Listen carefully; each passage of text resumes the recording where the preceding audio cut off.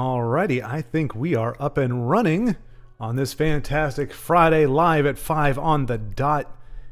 Actually, just a quick minute early, but so we're not actually going to start anything. The show will not start for another 60 seconds because that would just be messed up. All right, I'm just trying to make sure we're actually doing the thing. It says we're waiting for me, but according to me, I am actually doing the thing. So let's see. Oh. There we go. I do believe we are up and running. Let's go ahead and get a game going here, and we will... Arpad, I think... Why not? Oh, Endozoa! We actually got friended by Endozoa. Fantastic! Or our invitation got accepted. Okay, you know what? We're gonna bring this desktop on it just a little bit. There we go. Hello, Denise! Welcome! You're the first one there. How are you doing this evening? How's your hand? Last time we talked, you were in some pretty bruised and dire straits, thanks to a door.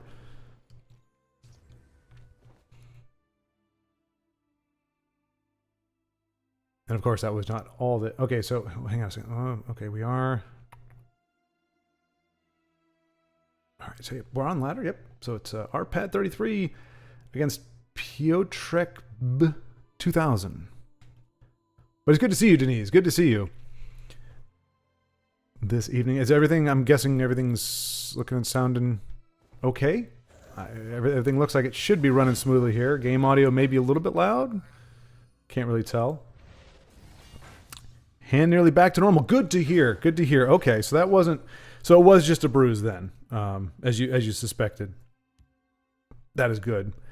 Did it really hamstring you? I mean, which is ironic. I mean, because it's weird using hamstringing to describe an injury because hamstring is its own thing. But did it end up really causing you a lot of trouble, or was that not quite as much? I know you said you were doing a lot of setup for the new folks, or your new not boss, I guess, but your new person.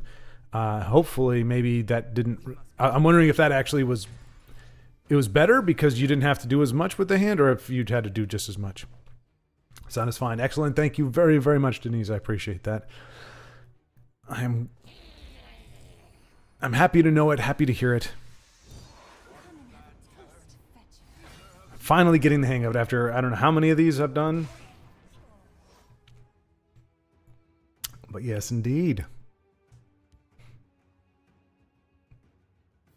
That's funny too.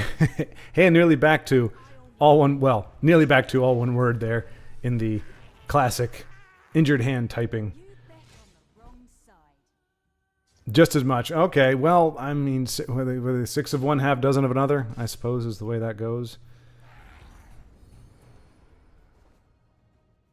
I figured as much. I mean, that would be incredibly fortunate to actually have to get a break in that regard.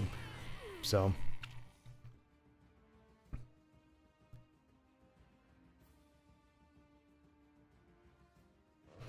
All right, so Arpad getting... It's kind of like... Well, I don't know that it's a mirror match, because we're not seeing it... Well, no, we're not really seeing Gabos for Piotrek 2000. Really no method here at all. I mean, these are kind of related. I mean, that's a coyote, though, right? Oh, it's Jackal. Jackal and kitties are kind of in the same family, but then you got orcs, and then you got your Halalu sharpshooter. Halalu, are they like their own thing? Are they human? Are they elves? Like, every time I see them, my only frame of reference is Tessel, and every time I look at them, they've got their face covered. So I really don't know what they look like underneath. If anybody knows. All right, so we're going to see some Hasai Sahan action here. Well, I don't know if that's going to help. So I think Arpad is checking out. Can he do 5, 9, 11... Murkwater does not really... Well, it helps him a little bit. Wait, 11, 12, 13, 14, 15, right? But he's dead next turn. I think that's his concern. As it should be. If you're actually looking to be dead next turn, then you need to figure out a way to... But I mean, his opponent's got 7 that he really can't do anything to. He could play his sorceress trade in these two in and see what blood magic spell she gets. She should be able to play it. His opponent's got...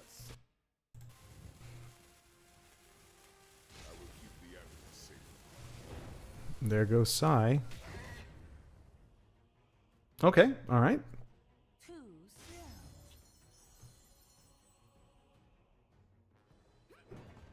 And he also did a good job whittling Piotr down there. Baldric, hello! You are particularly just enough for lethal. All right, and so our first game of the day, Arpad, rank number 19, falls to, we'll call him Piotr. But yeah, Baldric, good to see you, my friend. You're quite a bit early today. All right, we're going to check out Endozoa. Heck yeah, folks. This is good. Endozoa is one of the classics. He's, he was playing back in the Justin Larson era, and was a really swell guy. I remember him watching a video. I can't remember the context of it, but I remember watching a video of him helping to, and he's number one. Look at that, folks. We're watching the number one player right now at the top of the top of the ladder. My goodness gracious. But yeah, I mean, I remember him helping out some other player. There was another player just going over the deck, going over the plays. Just a swell fella. And I'm not just saying that because he accepted the friend request. That was just almost overslept. Well, disaster avoided, sir. Disaster avoided. You were able to. Was it a long day? Or because you're usually getting off work, right? And then you make your way. You have like a long walk. It is a walk, right? You're walking back. But I'm glad that you're here. That you did not, in fact, oversleep. Great deal of remorse, my friend. There would have been a great deal of remorse, gnashing of teeth and weeping and such. All right, Endozoa looking really good against Rubsenlix 187. So for the second time, we have an opponent whose name I can't really pronounce. It's a crazy concoction of syllables and vowels. And it was a long day. Gotcha. It must be, I mean, that's got to be a pretty long day. Like if you sit, I mean, so was it pretty much you got home and you were just like, I'm just going to sit down and kind of relax for a minute and you fell asleep, or you actually planned to take a nap because you wanted to sleep? All right, Endozoa has the Encanto in hand. Although if he's anything like us, he's going to get Gentleman Jim Stacy to yank it away from him at the last minute. And even though it's not even in the colors that Rube is running. All right, I'm going to... Exactly, Denise. Yeah, Covenant. Yeah, exactly. Very rarely see that. So I'm going to say hello. Hail, friend. We'll just... And thank you for allowing me to spectate some of your games. Big fan from the olden days. Congrats on being the top dog on ladder. Here we go. Probably should have said GG as well. Oh, there we go. Here we go. This is... oh, goodness gracious. How am I blanking right now? Antoine, yes. Ametista Dorata. Translated as gold amethyst. And we're seeing a little bit of gold and we're seeing a little bit of amethyst. So look at this. I mean, what are the odds that we would actually see them there? All right, Endozoa. I actually was able to decipher those abbreviations. I'm typically not very savvy with that kind of thing, but I believe he said thank you and no problem. So we will be checking in with him again in the near future. But yeah, Denise, Covenant does not get a lot of love. I would like to think that my Covenant slow burn inspired Endozoa. I think he definitely was. He was like, you know what? Covenant really does need some love. I'm going to build a Covenant deck that actually works. And that's what he did. That's the story, and I'm sticking to it. Surely that's exactly how it went down. But yeah, for a while it was Guildsworn that didn't seem to be getting any love. I mean, Covenant really never has, because I don't think anybody really felt that the weapon mechanics, like nobody really is using Mobilize very heavily. And what was it? Then you got the cards that do damage while you're doing stuff. I mean, Sir Prook, who's another great from the days of old, did like a lot of stuff with Stolen Pants and things of that nature, but it was not. But I think that was even before Covenant was a house.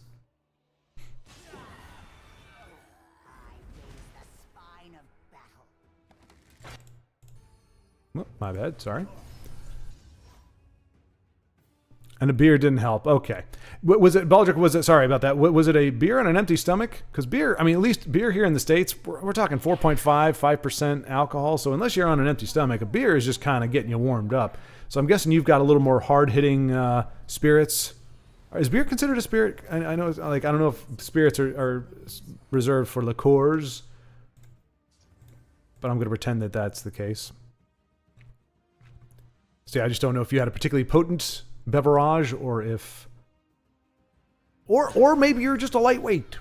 I mean, I know that's said in a derogatory way. I don't think it should be. It's just, but I get the idea based on our conversations that you're partaking of the beers is not an infrequent thing, such as would lead you to be disposed to getting intoxicated easily. All right, you know what? I think... No, I just ate, but the beer was the stronger sort. Ah, okay. Gotcha.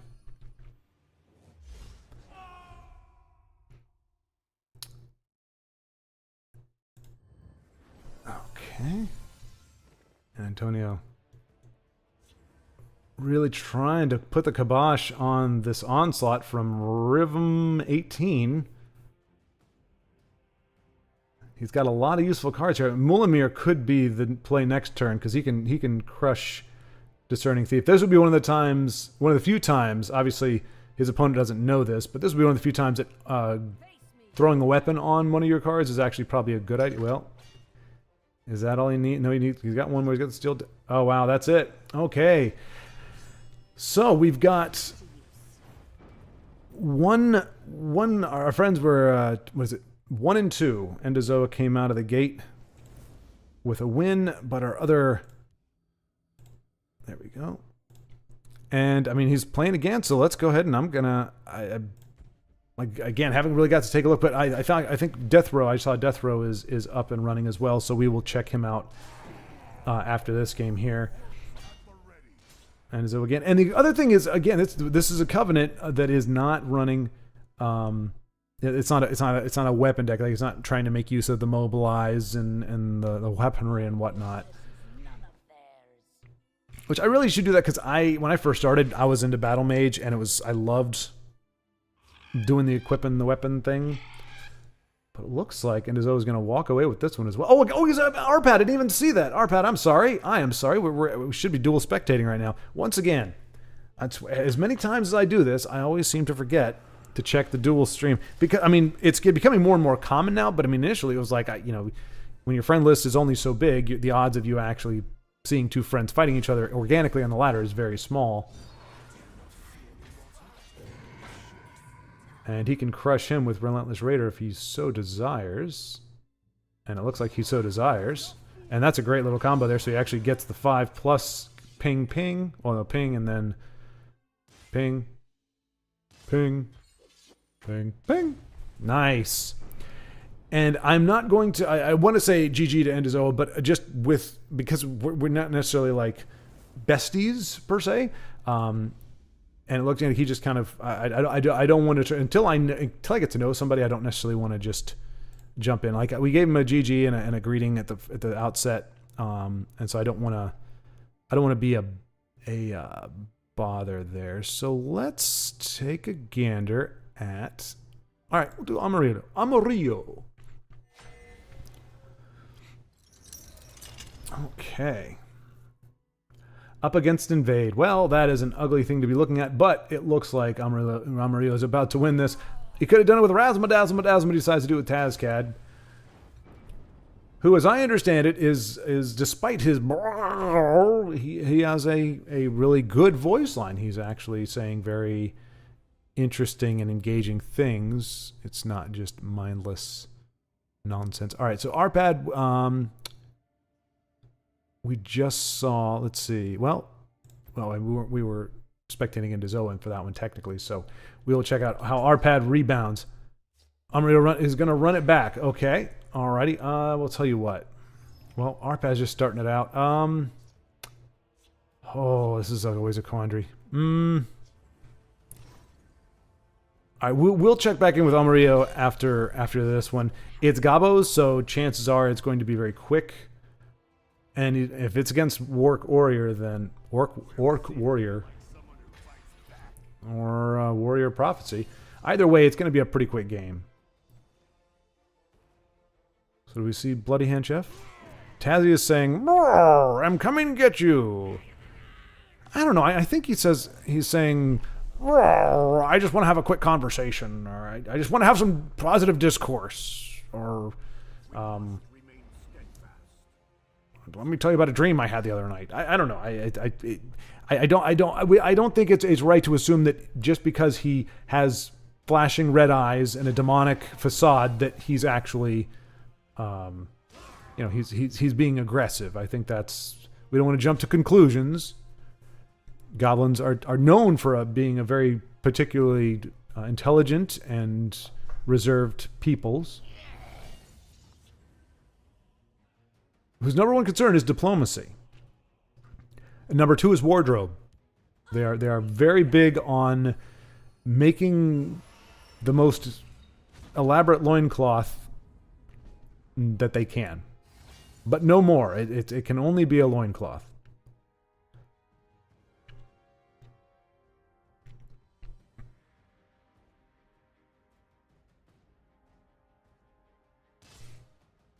All right. The poke.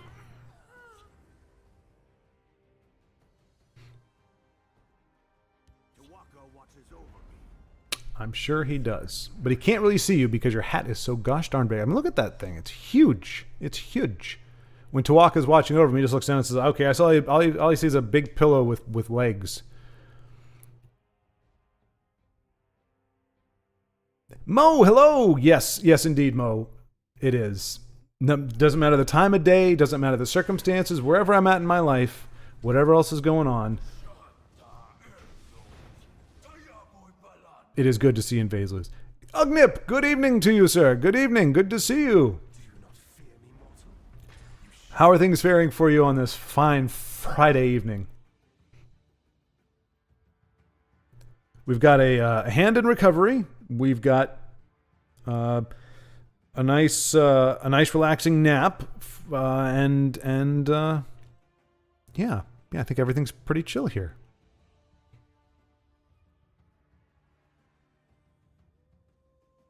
So do we see the suppress? Is that what we want to see? I will say I could not have called this any less accurately. I said that between it being Warrior and Gabos, that this was going to be a very quick game. And Umaril, that's the second time we've seen him. Arpad, I wonder, was Arpad the one who ran him last time? I remember taking note of him last time. You know, he's got that hooga booga booga booga line. Another very articulate card. Okay, now he's just going to die. Usually he would come back in the next lane without guard, but he has been silenced and, well, silenced in a manner of speaking. Okay, and Arpad just getting... and does not have any goblets for his Murkwater Skirmisher. Razmadazm is probably going to be the play here. There he goes. Interesting. Is he trying to contest? I mean, you could make an argument that it is a wise idea to contest to protect himself. But no, okay, all right. He pulls the old bait and switch on Schwart. He goes for Razzle Dazzle and pulls him back, and he's got the classic Leaf Lurker, who cannot hide. He is lurking, and he got picked off by an assassin. Now, certainly it will be Razzle Dazzle, Dazzle, Dazzle, Dazzle, Dazzle, Dazzle. There he goes. Not going to break a rune, but is going to get an extra card off of it. And Circle Initiate. Not a bad pull, unfortunately. Yeah, this is... I think that's what Arpad was like. That's why he was trying to also play... Oh, does he have it? He does not have... Okay, but that is 11, 15, 19. Well, that's going to die to a curse, so that's fine. I mean, but what are the odds that... What is it? Is it Bokata? Is that right? Is the 6 a B? Is that where we're going with? Bokata? I guess so. It makes a lot more sense than 6 Okata. Or 6 Okata. I don't know. Life is full of mysteries. He does have a skinned hound that he could play on the Mournhold Trader if he wanted to... Because that would make it a 4/6. So it would protect him from the ally, the mighty ally.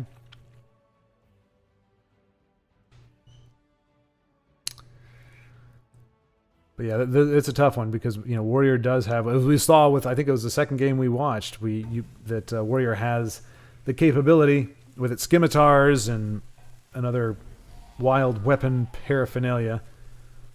Okay, that's a better play. That's a better call. Getting a 4/6 guard without it costing you a 2/1 guard on the other side, and he's going to play that in the field lane to contest again. I mean, they're both low on cards. I mean, this is coming down to the wire here. Both of them could easily be in a position to take this game. So there we go. That does work for that. I'm guessing we're going to see the trade. Yep, we're seeing the trade here. So good plan by both. Ooh. Oh, no. Okay, just did that for tempo. I thought, okay, wow, another great top deck. Another way for Arpad to take out. I guess Murkwada Scourge would have done it as well. But that's another great way to clear the board and no breakthrough in that shadow lane, so that does prevent Triumphant Jarl from being triumphant. It makes him a stymied Jarl. And here... Oof. And, I mean, as I said, Gabbo's... This is not a Gabbo heavy deck, for sure. Oh, can't play it this turn. Alright, so maybe Mournhold in Shadow. Green Pact in field. And that is what we see. And things are looking good for Arpad here. Orc Clan is going to give him a little bonus to damage. He's going to be able to do 6. Uh-oh. Does he have a charger? He does not. And that's going to go to Arpad. GG, sir. Well done.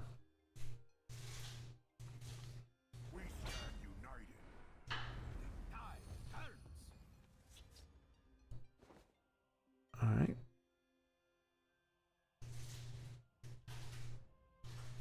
There. Wow. And a prophecy. It doesn't look like it's going to impact the game. Was probably looking for a way to be sure that he could finish it. And Bokata perhaps there's a little miscommunication here, little Okay, there we go. All right. GG Arpad. Excellent. Now we got 2 dubs for our friends here on this fine Friday. We'll give him the GG. Let him know that we were in his corner. All right, so we got Beast of Burden, Casual, Carbon 77. Oh, wait. I said Amarillo, right? There we go. Oh, no. Oh. Sorry about that. I'd already jumped to another. I'll keep an eye out for your next foray. I think foray is just one R. There's no spell check in Tesla. This is why this game was shelved. Oh my gosh, Jay Shades is playing, first of all. And second of all, he's in Versus Arena. We're not going to miss this, folks. We are going to check out Jay Shades. And fresh game, perfectly. You smell that? Ah, smell. Oh, it's a fresh game. Oh, it's so good. And I can't remember who it was that finally told me what the heck that line was. I had no clue. Now that I've heard it, now that I know what he's saying, like I can hear it every time, but like I'm trying to think what I thought it was initially. It was like the war clause NAP. NAP, I was like, what the crap is NAP? What are you saying, you crazy Khajiit turd muffin? And he's like, no, the war clause earn their pay.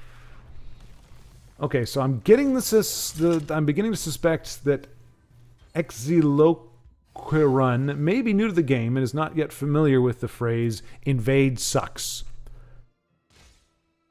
So, we're just hoping that Jay Shades and his kitty empire will be able to finish off. And I mean, this is always the thing. You got to know your deck. You got to know your strengths, because if you give invade cards, they can run away with it. But if you don't give them cards, but you're also not closing the game out, they can come up and bite you in the butt on the back end. Honey Badger, hello, good to see you. Are you still on the same work schedule, sir? Where you're going to be going to work later on this evening? And I'm guessing tonight will be your last night. Oh, I do have something for you, Honey Badger. I was saving this just for you. We'll go ahead and do it here. There we go. Yep. Oh, I don't know why it goes to black after that. That's awkward. I have to fix that. It's going well, Honey Badger. It is going well. It's a little quieter than usual. Baldric was here like super early. Denise was first. We got Ugnip in the house. And Mo, in fact, jumped in as well. So it's good. And Azoa actually accepted our friend request, and so we actually were able to spectate 2 of his games. He is currently #1, top dog on the ladder. Oh, nice. I do like that sound effect. The Whispering Claw Strike. I mean, it sounds like a whip, which is still pretty cool. But yeah, so a little more subdued. Not a lot of controversy, if you will.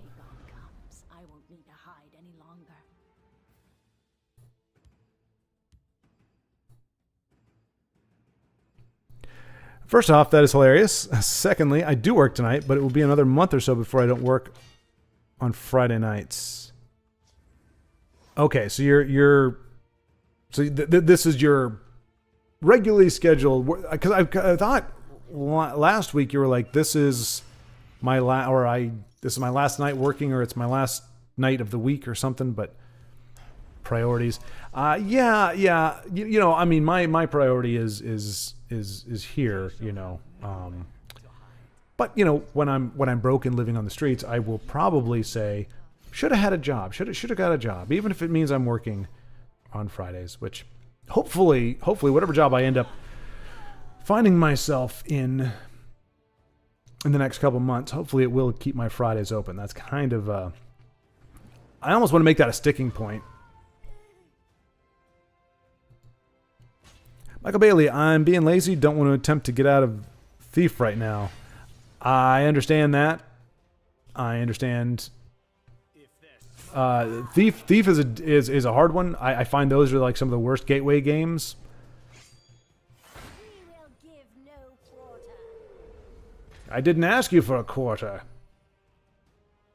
A quarter today won't buy you jack diddly squat. I mean, with inflation, a quarter's worth less than diddly squat. But yeah, Michael, my reservation usually isn't, it's not I'm feeling lazy. I just don't have the emotional fortitude especially if I'm that close. If I'm rank 1 or I'm in the thief, trying to break into legends, that's like the most nerve-wracking thing. Now, granted, you're in a good place. I mean, you're not even halfway through the month, and you're doing all right. If you're in the thief already, for me, it's like okay, I've got 1 week. What do I do? And it's like, yeah, all it takes is like 1 or 2 games at that level, and I'm like, oh, screw this noise. Last week is an anomaly. This month I work Thursday, Friday, and Saturday, but last week I traded with a coworker. Next month it will be Friday, Saturday, Sunday nights. Wow. Okay. So wait, does that mean that you have the rest of the week off? Like, are you? Because I know there are some jobs where it's like you do, if you work the weekend, it may even be like 10-hour shifts. If you work the weekend, you actually get the weekdays off. I actually saw a warehouse job like that when I was applying to when I was going for jobs last time. I was like, oh, that's kind of cool. Like, you get a lot of free time, but you just have no weekends, which if you have friends who you want to hang out with during the week, that's a bummer, but I don't have that. So the only bummer of that, of course, would be it would torpedo my Friday nights, which that's kind of that would make it difficult to do this. And it looks like Jay Shades is, oh, farkin' A. Well, nope, he's going to be able to, oh no, he will. He can push 1 damage. 1 damage, dag nabbit. But he will kill the only drain that's on board, but everything coming out is going to be, I think Jay Shades, this one may slip away from him. I mean, just 1 stinking point off a lethal. Oh, gosh. Because every card that's going to come down now is going to be guard, ward, drain, probably charge. I've been there, Jay Shades. I've had that 1 health to get through and couldn't pull it off, so does not get drained, but I mean, that's a guard with ward, so that's not any better. Oh, not like this. Not like this. Oh, that's not the one that goes. Is it? Yes, it is. It is. I was like, it's not the one that goes face. It is. Jay Shades with the top deck to take down, invade. Oh, happy days. Oh, happy days. Jay Shades with the heart of the cards. And he gives us the win we so desperately needed to see right there.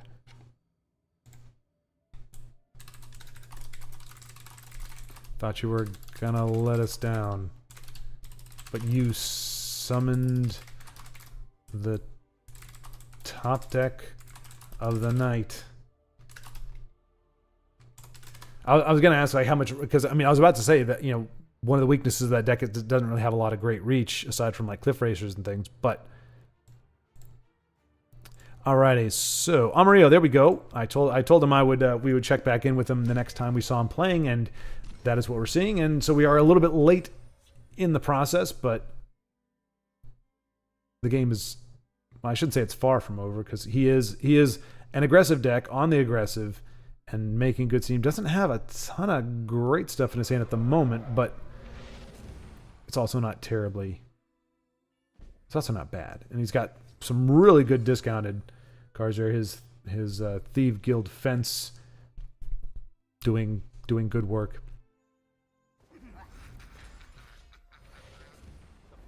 It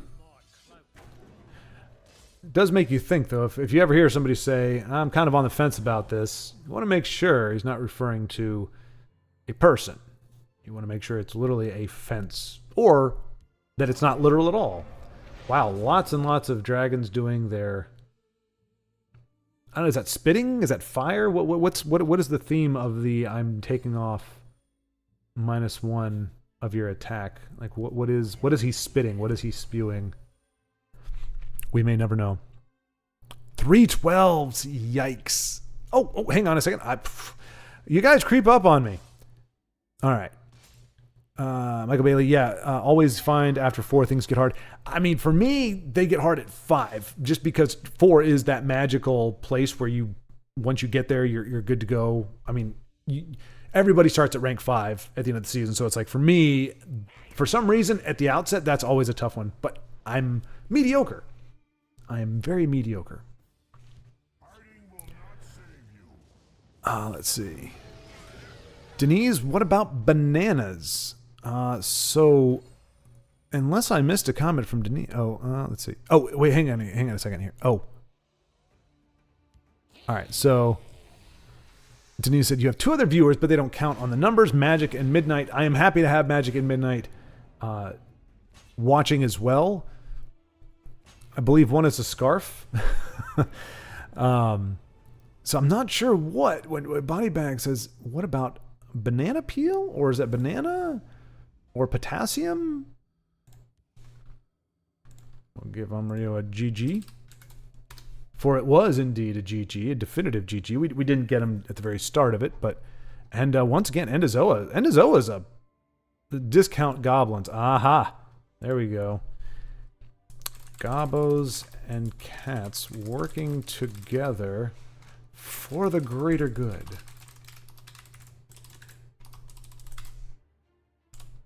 Strange but wonderful.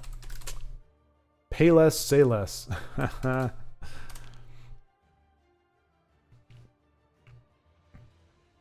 So that was the discount Gobbo, pay less, say less, brought to you by Amarillo Designs. All right, and it looks like we're not seeing him queue right back up, so we'll jump in with Endozoa, who we've been spectating the heck out of so far today. And we have seen him now. So, folks, for those of us just joining, he was at number 1 when we first started. We've only seen him win. As we know, you can actually lose ranks even if you win a game that they set you up with.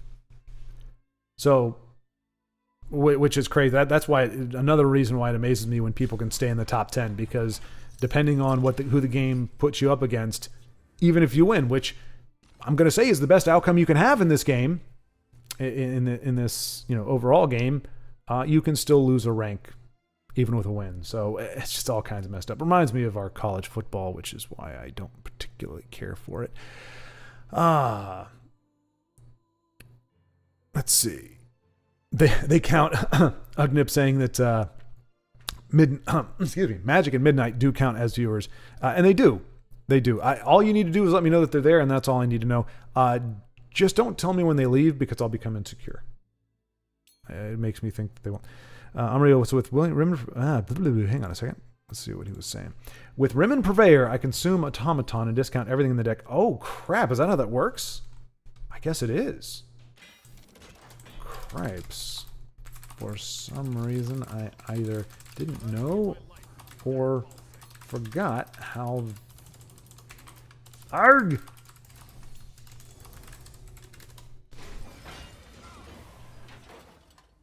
Yep, then the deck becomes more aggro. If not, it's mid-grow. My kind of deck. As I do like... I like mid-range, but I do, as we all know, skew more towards aggressive. All right, so I feel comfortable. I am behind again. That's a good place to be. I was not used to, for a good 15, 20 minutes, we have it on VOD here, folks. For like 10 minutes, I was on top of chat. I was keeping up with it. And then I blinked, and suddenly I'm behind. All right. So 312s. I mean, that is 12-hour shifts. That is rough, but it's also 3 days, which is great. So you probably have that. You have the 1 day of recovery, I guess, on Monday. And then you just get to enjoy your week. That's pretty freaking awesome. And now, do you then shift over to goat tending mode or farm home on the range type mode where you start doing more of that kind of thing? Or is that just sporadic as well? Because it seems like that's a regular occurrence as well. And now that I know what your work schedule is, that would make some sense why you have the time to do that kind of thing on the regular. Denise says, also, you won't ever be homeless. All my friends have a standing invite to have a tent in my garden. You can't sleep in the apple tree, though. That is reserved for Ugnip. Well, dag nabbit. Good thing people made me... Wait, there it is. Good thing people are made aware. Yeah, okay, well, that's fair. That's fair. Ugnip gets the apple tree. I don't know why. I'm not sure if that was something that was pre-worked out. I was kind of hoping for the apple tree, but since I just found out about the apple tree about 35 seconds ago, I can't really... feign outrage all that much. I will have a bit of a transportation hiccup there as I need to cross a large body of water to get to your garden. But I do know I will have some splendid homemade carrots waiting for me. Homegrown carrots waiting for me if I am able to make that trek. Or the swim. I'm actually not a bad swimmer. I'm not a fast swimmer, but I'm not a bad swimmer. I could probably cross the Atlantic in about, I don't know, 7 weeks. Oh, Coriolanus. There's got to be a better way to say that. Coriolanus. Coriolanus? I think you really have to just run it together. Otherwise, you get Coriolanus. Coriolanus. The pastry chef. It is, we always got to remember. Well, it's a little different with people's given names because we don't really necessarily have any say in that. In the names that we're given. But on the names you choose, if you have a name with the word anus at the end of it, I don't know. I kind of feel like, oh, look at that. A fabricant. A premium fabricant. Oh, well, because it's a random pull there. Must be, the mud crab merchant, of course. All right. I was about to say, look at Enzo pulling all the kind of stuff. But then I realized that that's not a color he's running. Heart of the Cards, Honey Badger, yes, referring to, no doubt, the pull from Jay Shades getting the win about 10 minutes ago. Mo, what a top deck, exactly. Great to see people winning against Invade. Been losing almost every game against Invade this month. Frustrating. Yeah, Mo, 100% with you. I don't know how. I mean, I remember when I first talked to Vincenzo about it. He didn't like Invade, but he's like, they're easy, they're cake. I think Denise, if I'm not mistaken, were you one? Well, no, you say orcs are easy to handle. There was somebody else, actually several people, who have found Invade to be kind of just lackluster.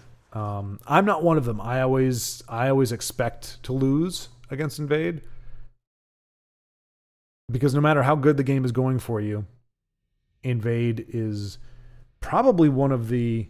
I mean, yeah, I can't think of any equivalent deck that can on as early as turn 6 or 7 go from being down. I mean, aside from Workshop, that's another reason why we hate. I mean, the reason why we hate the decks and the cards we do is because, I mean, that combo right there, this jackass, Assembled Titan. I shouldn't say that. I mean, first of all, he looks like a Transformer, and that harkens back to my childhood. But Assembled Titan on his own is not all that bad. It's this garbage right here with I just noticed that's actually got Balgriff in the background. Big old Balgriff. It's that makes this, and it really is because you can build a board, you can do all the right things that you're supposed to do to win, and you can still lose just because you're able to automaton your way. But Endozoa, never a doubt in my mind, closes out the game handsomely against Corio. We'll just call him Corio just to keep it simple, keep it tidy. Plays like aggro and control-ish. That was what I was saying about like well, yeah. Wait, did we say Gobos and Kitties? It is Gobos and Kitties, right? Yeah. That's the thing with Gobos. It's a great. Oh wait, Broad is playing as well. So again, I'm trying to spread it around, and we got Sea Cities in the mix. So we got lots of folks playing, and let's see. Bodybag is referring to Magic bashing a catnip banana. Oh, hang on a second. I think I have failed to decipher the meaning of that. Bodybag is referring, okay, I got those words, to Magic, the cat, bashing a catnip banana. Is bashing another word for eating? Oh, no. Okay, good. Oh, that's a nice callback, Bodybag. I believe is referring to the banana, the stuffed banana that we saw in one of Denise's videos, playing with a plushy banana. So yeah, great callback there. Great callback. I'm actually kind of embarrassed that I did not recall that until just now. Oh, there we go. And one of my short videos. Yes. Yep. And I did see it. I actually did see it. I swear the chat is so deceptive in the way it scrolls. It doesn't. All it says is, "Hey, there's some chat below you," and I'm like, "Okay." It looks like there's like 3 lines, and it's like, "Nope. I'm back to being behind." You know, Schward, you said there was no controversy yet, so here's a question for you: coffee or tea? That is a fantastic question. I have a feeling I know where some people are going to end up on that. Honestly, I'm one of these people that does not get. It takes a great deal of caffeine to do anything for me, so I've never drank coffee as a stimulant. I like the smell of coffee. I like coffee with things like Irish cream. Doesn't have to be Bailey's. It could just be straight up, whatever Irish cream. But black coffee, not the biggest fan. That said, teas, also not. Let me see. Because I just found it's called Black Currant, Currant, I think it is. And it's delicious. Very good. But again, without sugar, I don't like either one of them, to be honest. With sugar, I mean, tea is more low maintenance. And I know some of our friends in the UK and perhaps in Europe in general use cream with their tea. That's a foreign concept to me, literally. So for me, tea is a little less, is a little more low maintenance. All you have to have is the bag and a little bit of sugar. Or stevia or something like that. Whereas coffee, in order for me to enjoy it properly, I need to have a flavored cream of some sort. So that's where I stand on that. I know it wasn't definitive, but I lean towards tea, but I've probably drank more coffee in the past. But it's always decaf because, like I said, caffeinated doesn't do a whole lot for me. And when you're trying to avoid stimulating the insulin, that's what you want to avoid. All right. Honey Badger, yeah, there you go. Exactly. I know Denise's choice. Maybe not, though. I mean, that is leaning heavily into stereotypes there, Honey Badger. All I said was I think I know where some people are, but I did not specify who, and so I retain my innocence. Michael says he's been mostly playing Halalu Move this month, mostly. So, okay, so that's a little different. Usually, because that's in theory, that's aggro Halalu, right? But not, but movement, which isn't typically associated with Halalu. So, but there we go, Broda, with the elusive Sanctuary Pet alternate art. Got released like once a billion years ago, and we ne'er have seen it again. Well, and Michael, obviously, though, that deck is working for you because you're at the Thief with half the month left to play, so you're getting the results. Endo went from 1 to 2. Schwartz Jinx confirmed. Body bag, that's nonsense, sir. That's nonsense. We didn't witness him going down in ranking. We saw him at 1. We stopped spectating. He hasn't lost yet. Since we started watching, I can say definitively, since we began watching Endozoa, he has not lost a game. So, well, at least that I know about. We have not spectated him losing a game. That's my point. So maybe, Body Bag, you just need to get good. You know? Maybe you just need to get good. Because if you're Endozoa's level, you can just, handle it. Speak, citizen. Oreo! Oh. 5 days in on a 21-day fast. It cannot go fast enough. In ranked anyway. In ranked. Yeah, okay, gotcha. Unranked anyway. Okay, no, sorry. In ranked anyway. Referring to the Thief. Which I think is the default. Not too many people these days. I mean, K Fluffy, I know, historically has done a lot of arena. But I just assume that if somebody's talking about their rank, it's for ladder. Denise T, of course, although I do like butter rum flavored coffee. Butter rum. I don't know that I've had butter rum. Butter rum. Butter rum. Vendor and butter rum. Oh, that reminds me. I had a battle against an Invade player in Covenant colors. Took me off guard. Ooh, yeah, that would do it. Denise, I think Denise mentioned she saw something, an abomination like that as well, and I think she said it had a really nasty synergy. I'm trying to remember what it was.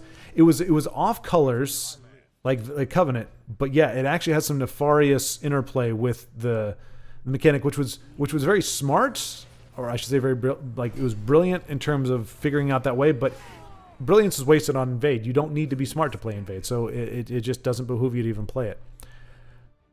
Let's see. Michael Bailey, yeah, I built an entire deck around Karma Queen. Comma Queen. Comma. Using that Rimmen Purveyor combo, it's hilarious. I just want to see. I've never heard anybody else playing a comma queen other than what was it? Mr. Cheesy Poof. If y'all remember him, he was a player. I don't think he ever. I don't. No, he did stream. I do remember he streamed, and I've mentioned it before. But I believe he's from like the Netherlands or something. But really cool guy, fun to watch. But his thing was Kahama. For some reason, I always thought it was like I always think of shawarma when I think of that. So I was like, Kwama. There you go, Kwama. See, there. Look at making me seem foolish. I can do that good enough on my own. I don't need any more help. Kwama. That's right. I actually did that when I was making the title of that one video. I said, save the drama for the Kwama. I didn't remember what they were, so I put in like 6 different spellings of the word, trying to confirm what it is in Google, and then. All right, so Premium Bandicoot, though they've pretty much both been top decking back and forth. Platinum Bandicoot is continuing to push. Broda has all runes to break, and there's a piercing javelin.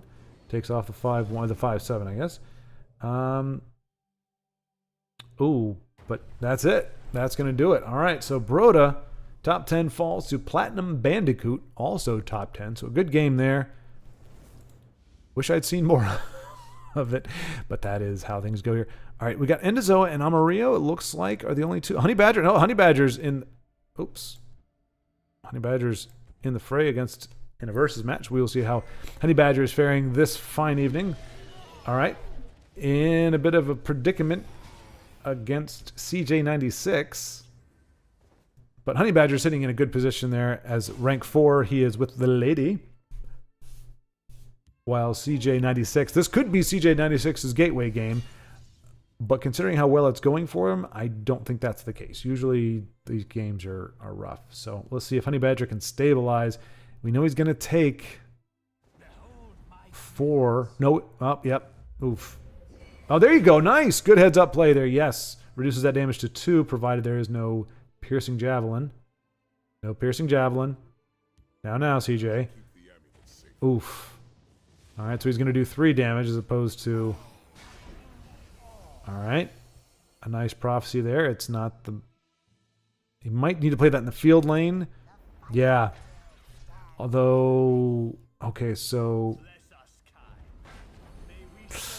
He kind of needs Divine Fervor to be able to take out Taz. I think he's just going to fall, unfortunately. I mean, he can execute, but he would need Divine Fervor and Crusader's Assault just to make that trade in the field lane or shadow lane, field lane. Wait, could he still make it? That'd be 4. Nope. Because yeah, Sai's well, but Sai can't actually push through the guard either.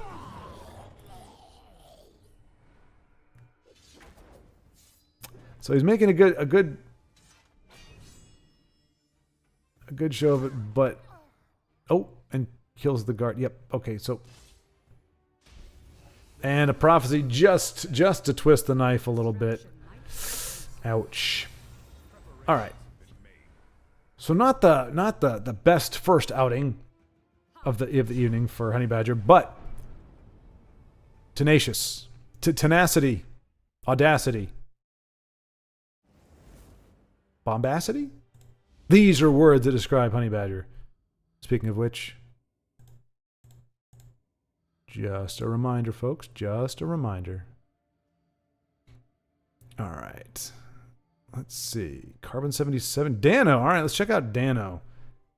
Good to see Dano mixing it up again. All right. Let us see how far along I have fallen. Let's see. All right. So Baldric likes Kwamas as well. Baldric, but you also like wolves. So it seems like you like the seldom used willpower cards. So you got wolves and Kwamas. And to be fair, I think the next deck I'm going to run for Wednesday's video is Animal Planet, which is an Empire deck that is nothing but animals. So kind of like that. I don't think Kwama counts as an animal though, but it does have a bunch of wolves. And I actually had to craft a few epics. I didn't craft all of them, but I crafted a few epics because I typically don't craft wolves because there's not much for to do with them, but for this particular deck I did. And I will say, running a few games against the AI, you really feel the lack of silence and removal But what are you going to do? All right, so here we go.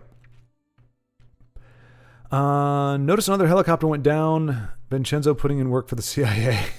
Yeah, that's true. Vincenzo, we have not seen him yet this evening. Who knows what schemes he may be involved with at the moment. Although it's bad form to call him out on it.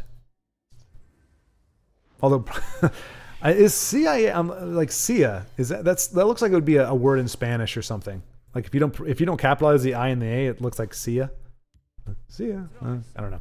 All right. After my work week, I then just help my parents with whatever they need. Okay, honey badger. All right. So just being a good family member there. Helping out after a grueling 3-day, 12-hour weekend, 36-hour weekend. Let's see. Let's see. Oh, it's great with Nixox and Defensive Bruma. Yeah, well, yeah, and Defensive Bruma, that's a big one. Michael, that I think the consensus is it's fair. I came onto the scene after that card had been out. Or I re-entered the scene after that, so I wasn't there when it got released. And I just remember like, what craziness is this? This is a heck of a swing card, but it doesn't seem to carry the same disdain as like Invade and those sorts of things. So so for that, I would just say a highly effective card for sure. This week I helped my dad replace the timing chains. There's F-150. Oh, F-150, good old F-150. What year is that? I'll tell you. I mean, you can have varying quality, especially with American made cars in the past 20 years.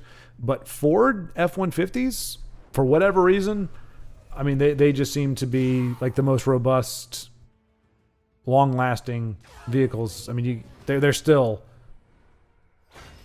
okay. I was about to say Dano was able to avoid getting his lava Atronach zapped by the lethal assassin, but Doomater got some decent value out of his Zumog Foom. Sounds like a comic book character. Isn't there was it Fing Fang Foom is a Stan Lee creation? I've never seen the comic, but I think I heard Fing Fang Foom it was a thing. Fing Fang Foom was a thing. All right, so maybe Wardcrafter? No? Manamarco? Looking for what he can yoink from Doomater. Excuse me. I do have a cough button, dagnabbit. But that wasn't a cough, that was a sneeze, so it doesn't count. Do we get to see what he chose for his resurrection? Oh, it just says choose another creature. So he's going to actually trigger, he's going to get a mini Manny Marco. Say that 5 times fast. Mini Manny Marco, mini Manny Marco, mini Manny Marco, mini Manny Marco. Screw it. I lost my own challenge. What's that all about? All right.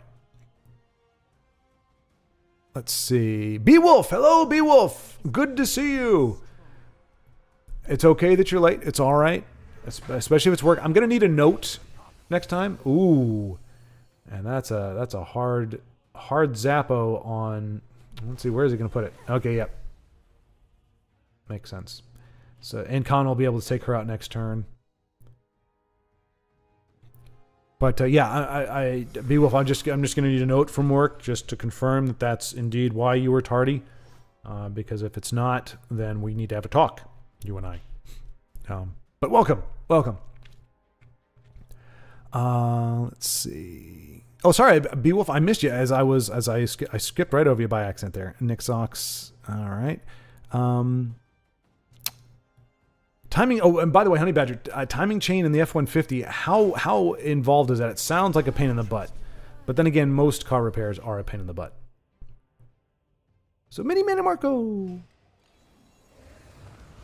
Doesn't matter how small he is, his effect still works. So that's a heck of a value for Fing Fang Foom, or Fee Fi Fo Foom, as we shall call him.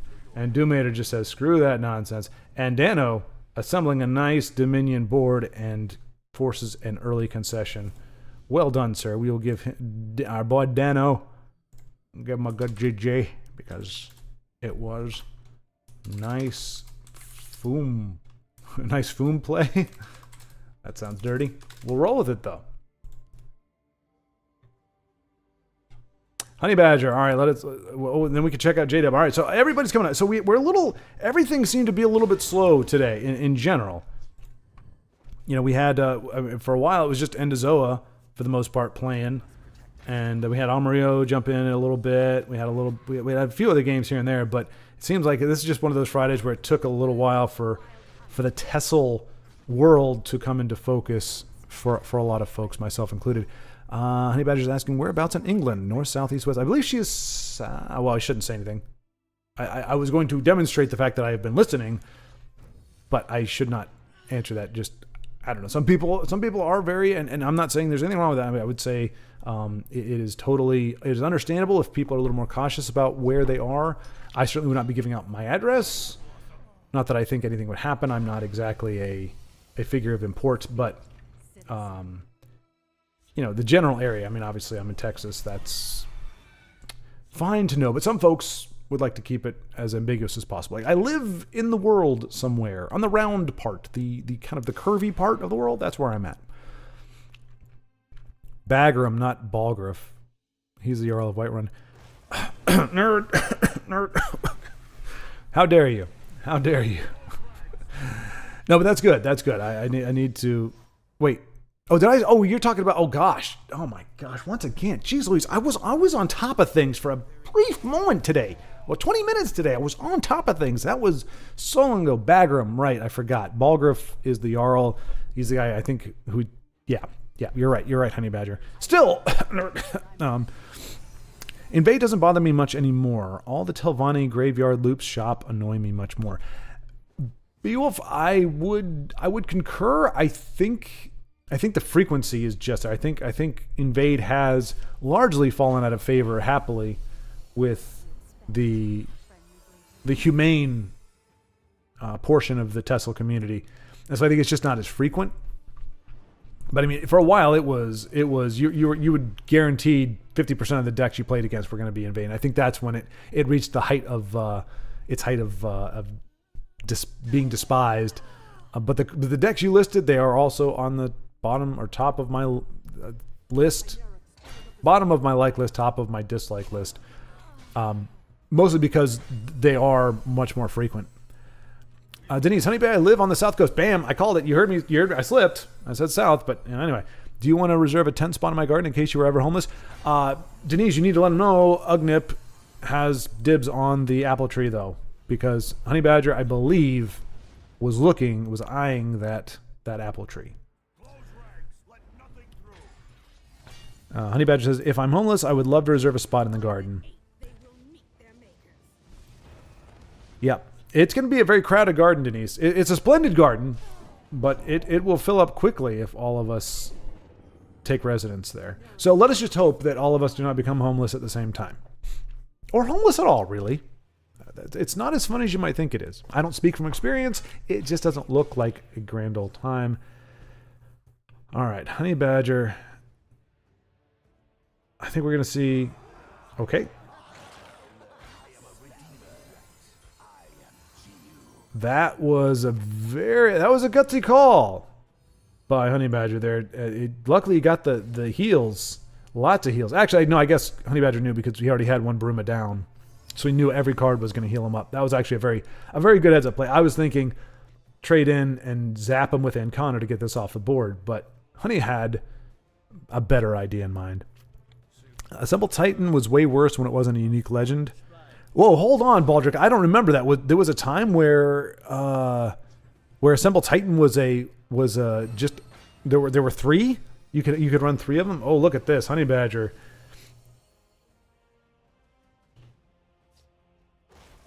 Cannot be stopped. Oh, and Sly Weasel knows it. Took it to the face.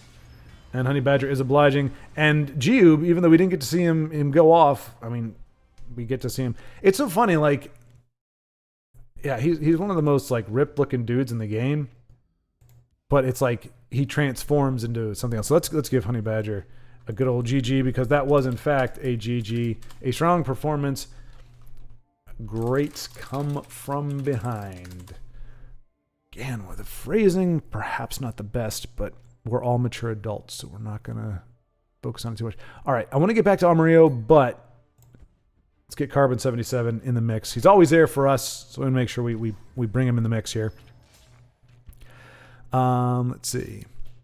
All right, so done deal. All right, so Denise will have a bunch of homeless people living in her garden in the near future. What's the weather been like on the South Coast? Rainy today. Well, could anybody else have predicted that it would be raining in the UK? Not I, said the guy. Not I. That takes me by surprise. Raining in the UK. What is the world coming to?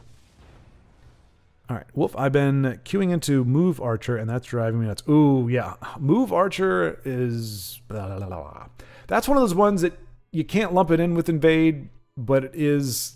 Like, as soon as you see that freaking 5'5" kitty with a ponytail, little freaking...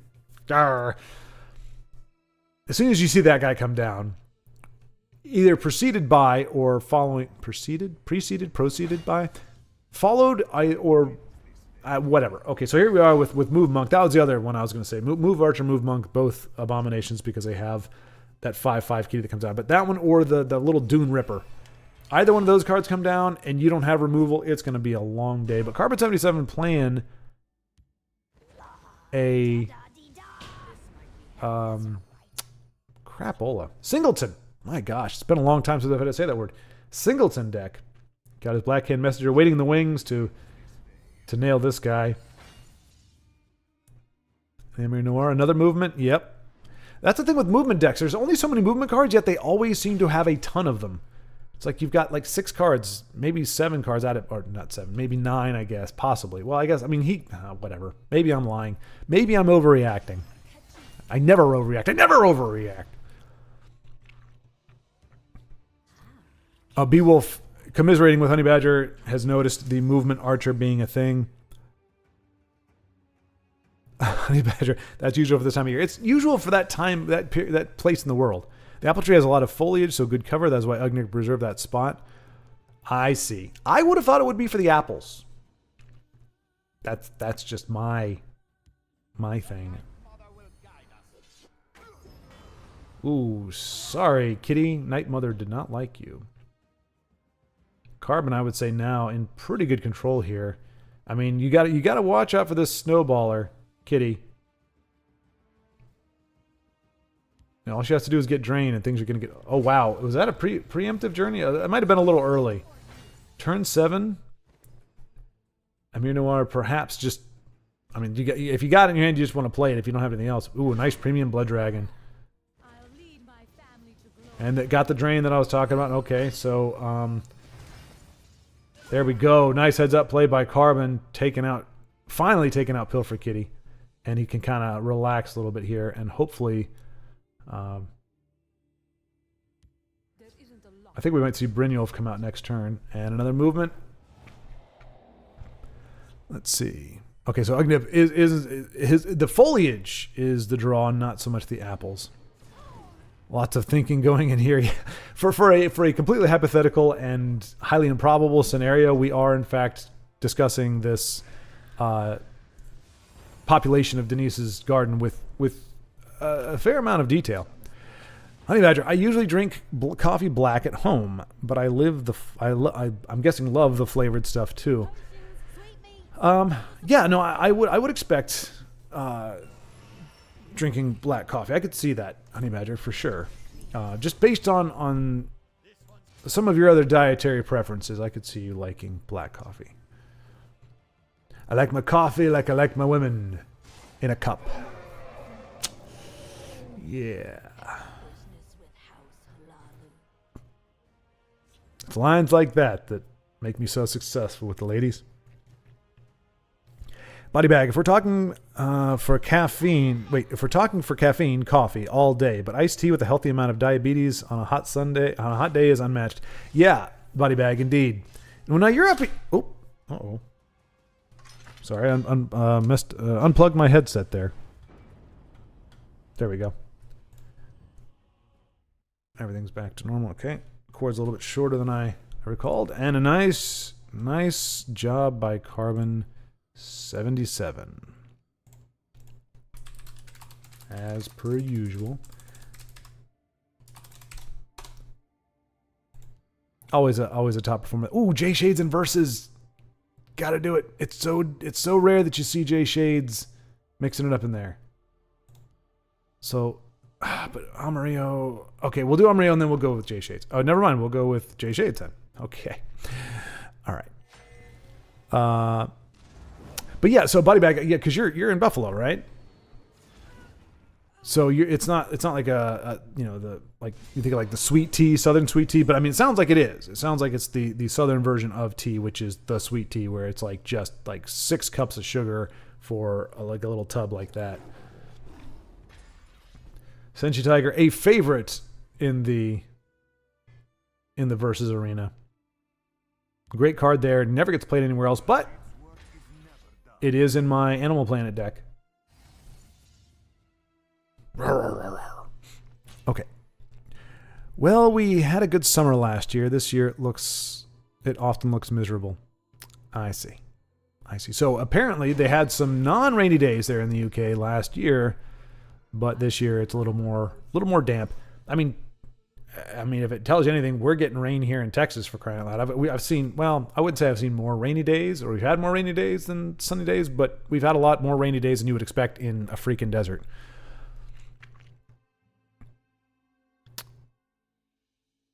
And Body Bag is chiming in as well with a black coffee. I mean, it's fine. I mean, it's the simplest way. I mean, if you can enjoy black coffee, you live a charmed life, because it's like the simplest thing to make. You know, and you don't need to spend any more money on creamers, and your calorie count is way lower.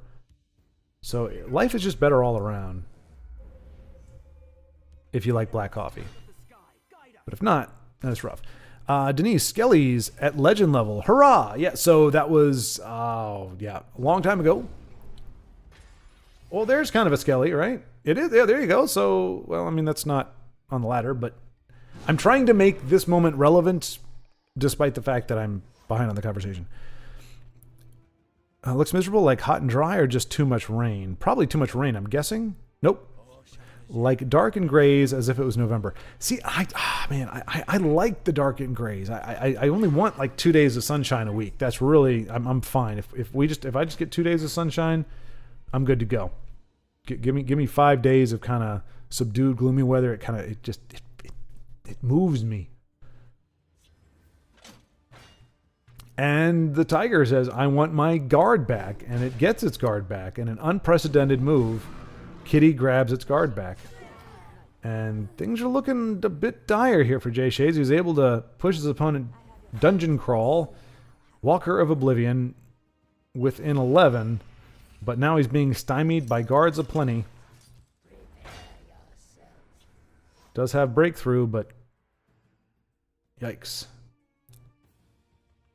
But we did see him finish off a game before in a situation just like that. Well, he had his opponent down to 1, not 11. Well, what am I doing talking about Tessel when there's conversations to be had? Okay. Paul, good to see you, Paul. Hello. Thank you for stopping by.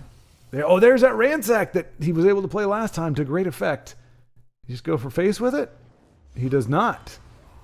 Which is a smart move, considering his opponent seems to be keen on going for face now, and he needs to stay alive. That's going to be a thing. Ooh, Whispering Claw, Nahag Leave. Carbon, thanks, my friend, but this move Dexter is so annoying. Carbon, echoing the sentiments from earlier. Move Dexter so annoying. This wins for my personal satisfaction. We were just talking about the blights of the movement decks. You are in good company. Metaphorically speaking. If Dungeon Crawl can play another big body, it's going to be rough for Jay Shades. He can, right as it is now, he can block off Ice Wing. Okay, that's actually good. That is probably the worst card Dungeon Dungeon Crawl. Not the worst card he could play, but I mean, yeah, with the Divine Fervor, first of all, but then also just in general. You want to put the body on the board, but if you don't have Breakthrough, setting up a target is a bummer. And that is another bummer. 1 point of damage, and he triggers. The good news, let's see. The Moon Phase Soothsay is going to be good.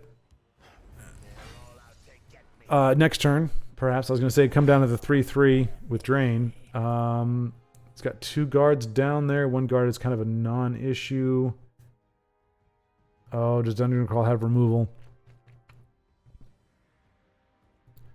Been having fun with Gavel Monk. Nice, Paul. I've actually... That's a new one. I've never heard of Gavel Monk. I'm guessing that's Monk with the Gavel. So how does that work? What does the Gavel give you? What is what synergy are you finding with Monk and Gavel? Or you're just running Gavel of the Ordinator and it's doing good work. It is a great kind of like catch you by surprise because typically other than your Dawnbreaker, you're not seeing a lot of items played from Willpower. Let's see. Body bag. Get good indeed. Indeed. Can't say that enough. We just got to get good at all the things. And Jay Shades. Ooh, this is going to be close. I don't know why I mooed, but this is going to be close. Ultimate Heist is going to be actually, yeah, he could just, well, yeah, he could. Oh, is he going to? He's not going to trade. I think Jay Shades is going to pull this off. No, no, no, no, no, no, no.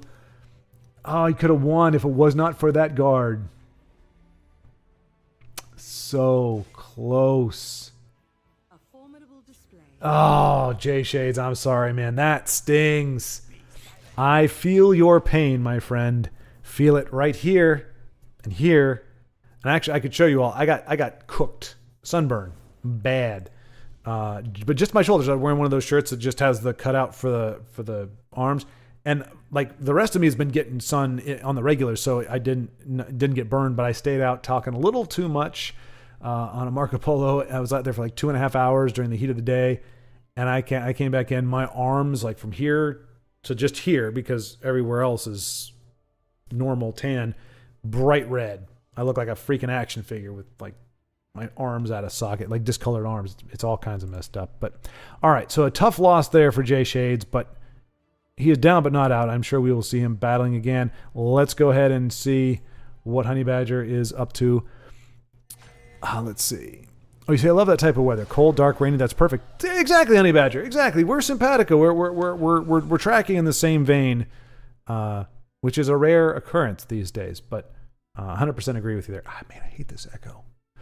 Oh, it'd be so nice to get back in place. I actually got to see a model of the house we're moving into, so it's with it complete and everything.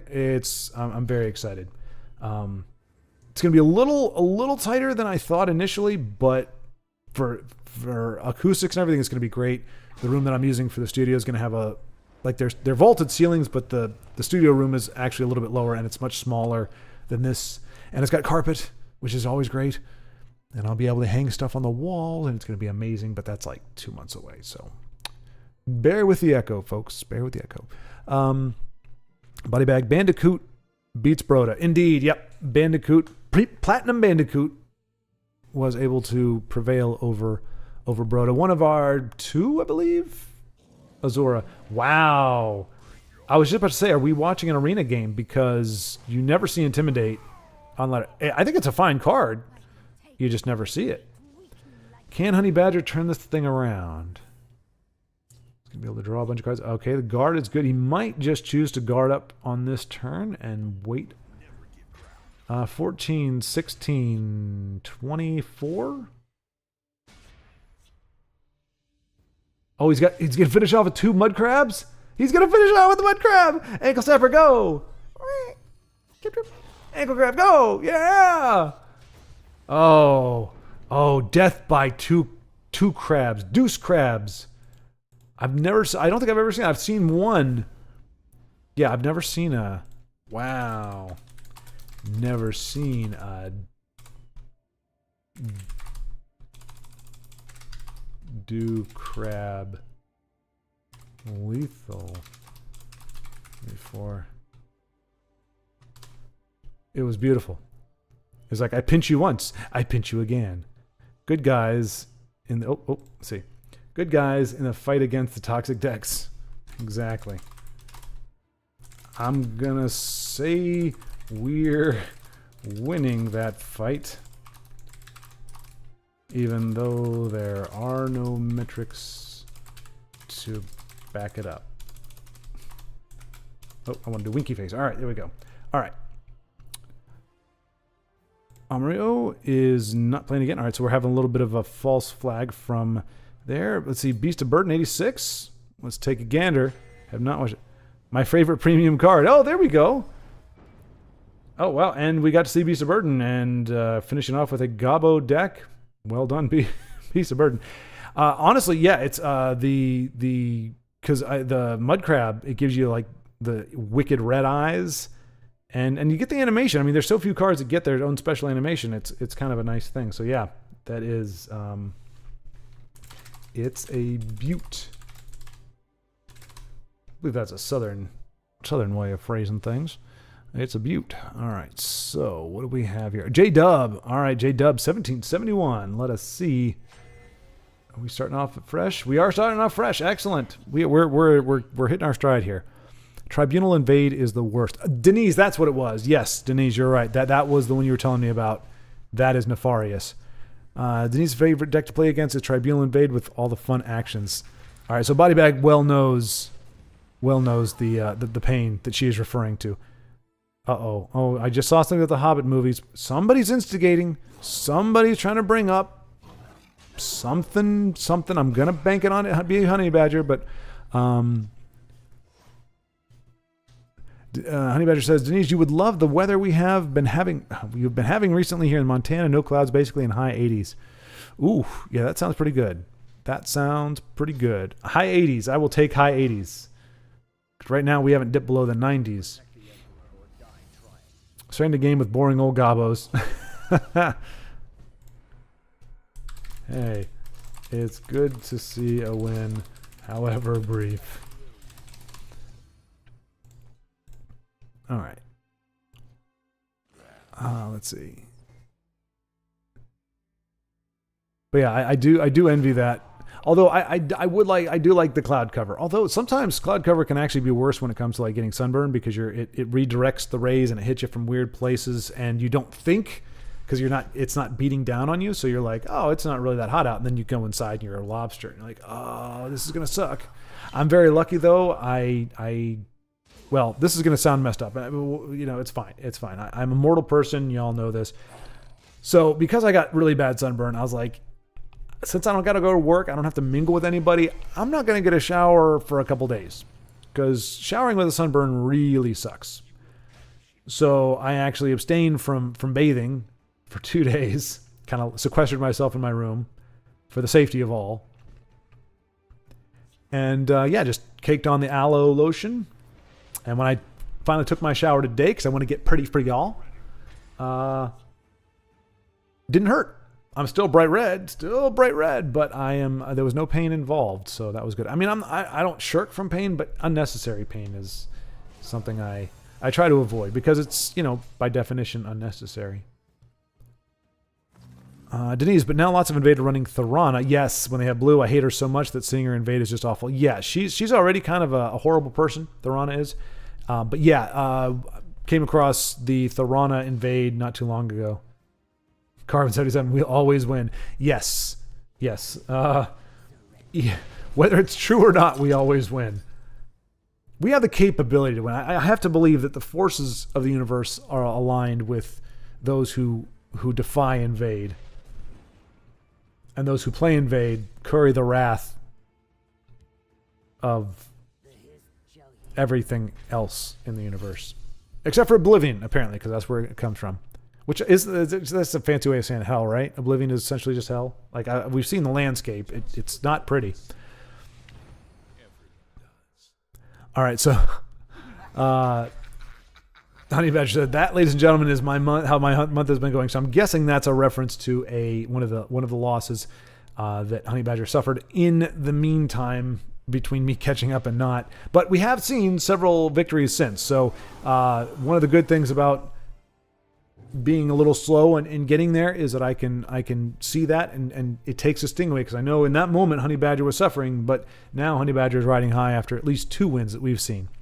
Baldric, yes, Thorana is an unwelcome addition to this invade meta. I also encounter the people that keep in hand the one creature that doubles the invade and combining it with the events that invade or produce imps. Yes, the invasion party. The invasion party. It's one of the worst cards, and somehow, even though you have 3 attribute decks that run it, they're able to find at least 2 of those invasion parties in the first 7 or 8 turns. It's ridiculous. Body bag, I stand with stop the pop movement. Excellent, body bag, excellent. You know, I appreciate that. Yeah, we'll just... I really need to figure out why it flickers to a black screen for a second there. But, yeah, body bag, 100%. 100%. Solidarity, I appreciate it. Honey Badger is seemingly shocked to know that everybody else in the world hates pineapple pizza. Even my mother, this actually came up basically because of our videos. She actually, I didn't know where she sat with it, because she has a wide culinary experience and does delight in all kinds of dishes. And she said, "Oh yeah, pineapple on pizza, ham on pizza. Oh, these are horrible things." So it was breaking her heart, really. It's breaking my mother's heart to hear that there are people who put pineapple and ham on pizza.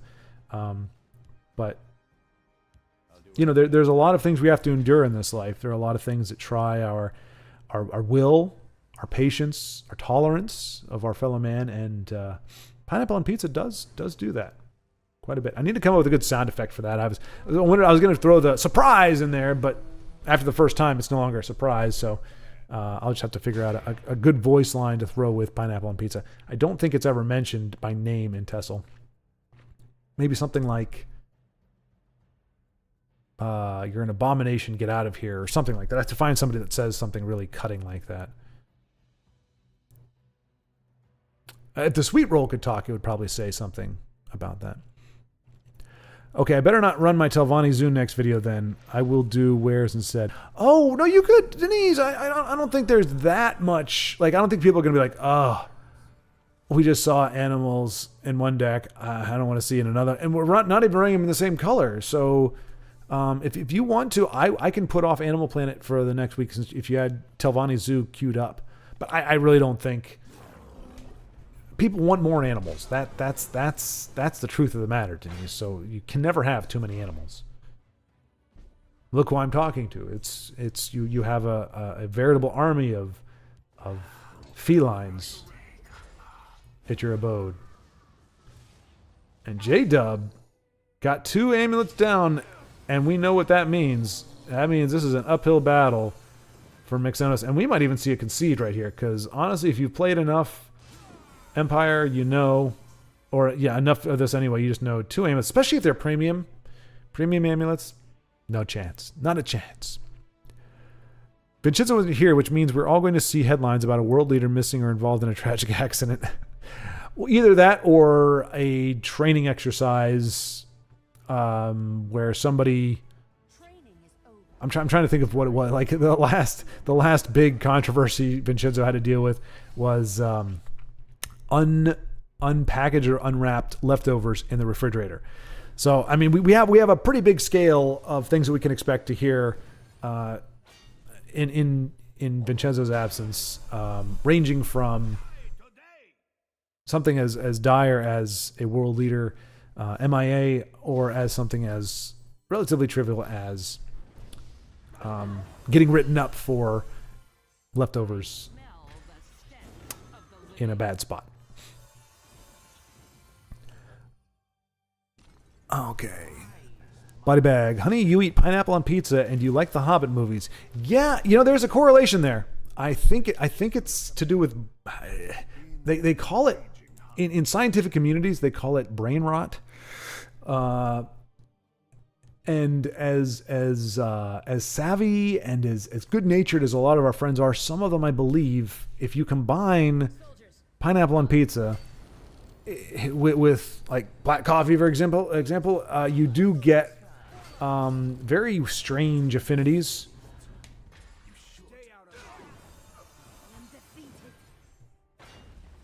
That was a nice push by Mixenos, but J-Dub 1771 pulls it out with dual amulets and altar. Huzzah! Let us give him a huzzah. I will agree with a smile with the notion that good guys always win. And who was that? I just said the name. J-Dub. There you go. Nicely done.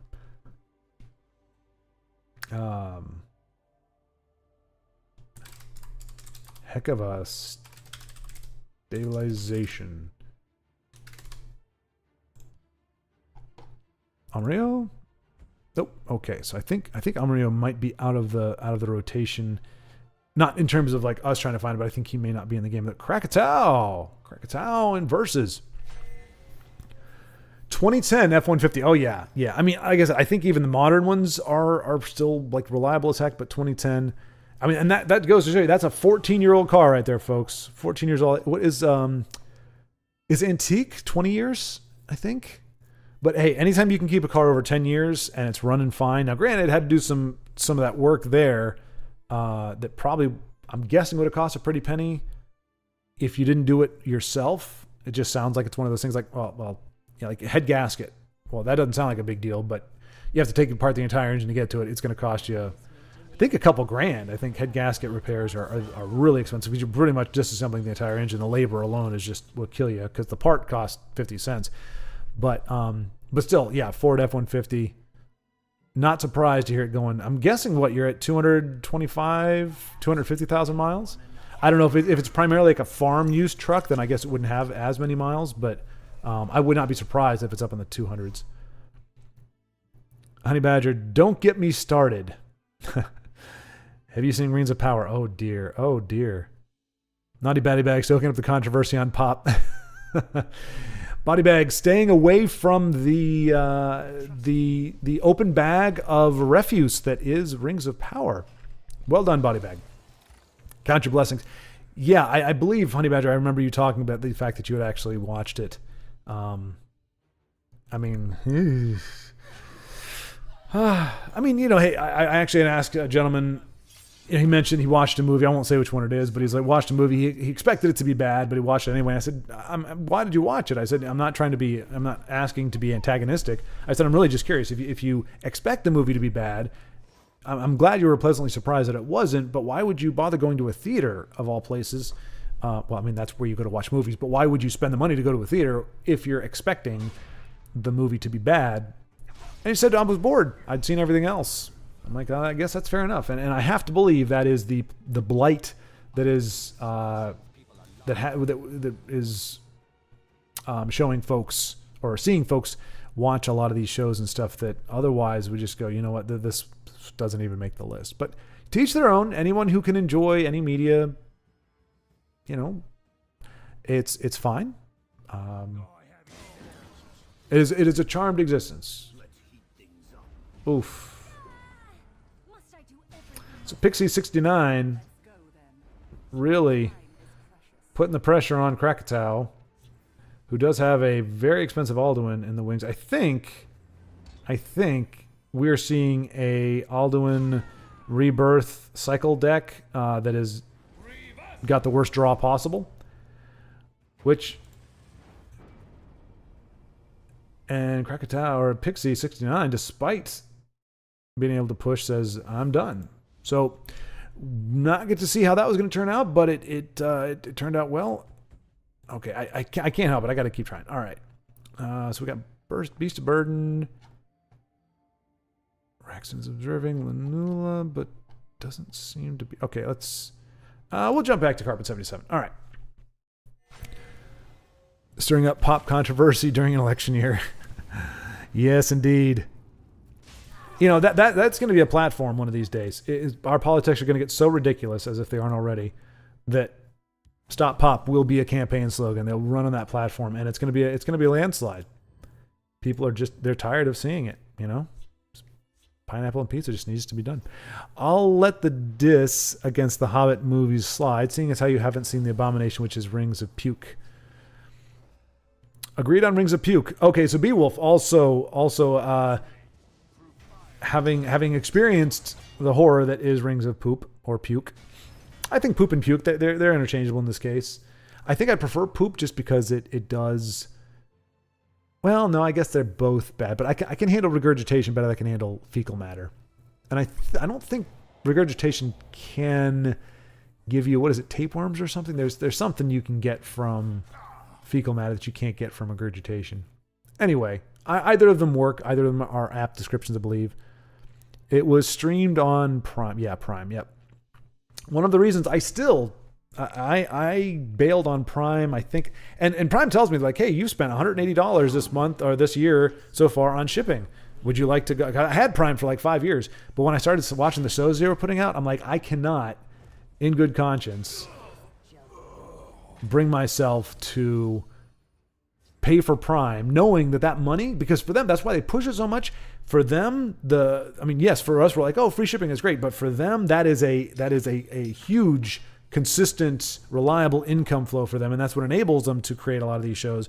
And I was like, I can't do it, knowing that I'm effectively paying for stuff like Rings of Power. It just can't do it. I mean, they have some good shows on there as well, but they have a lot more, I think, at least for me. Nicely done, Carbon.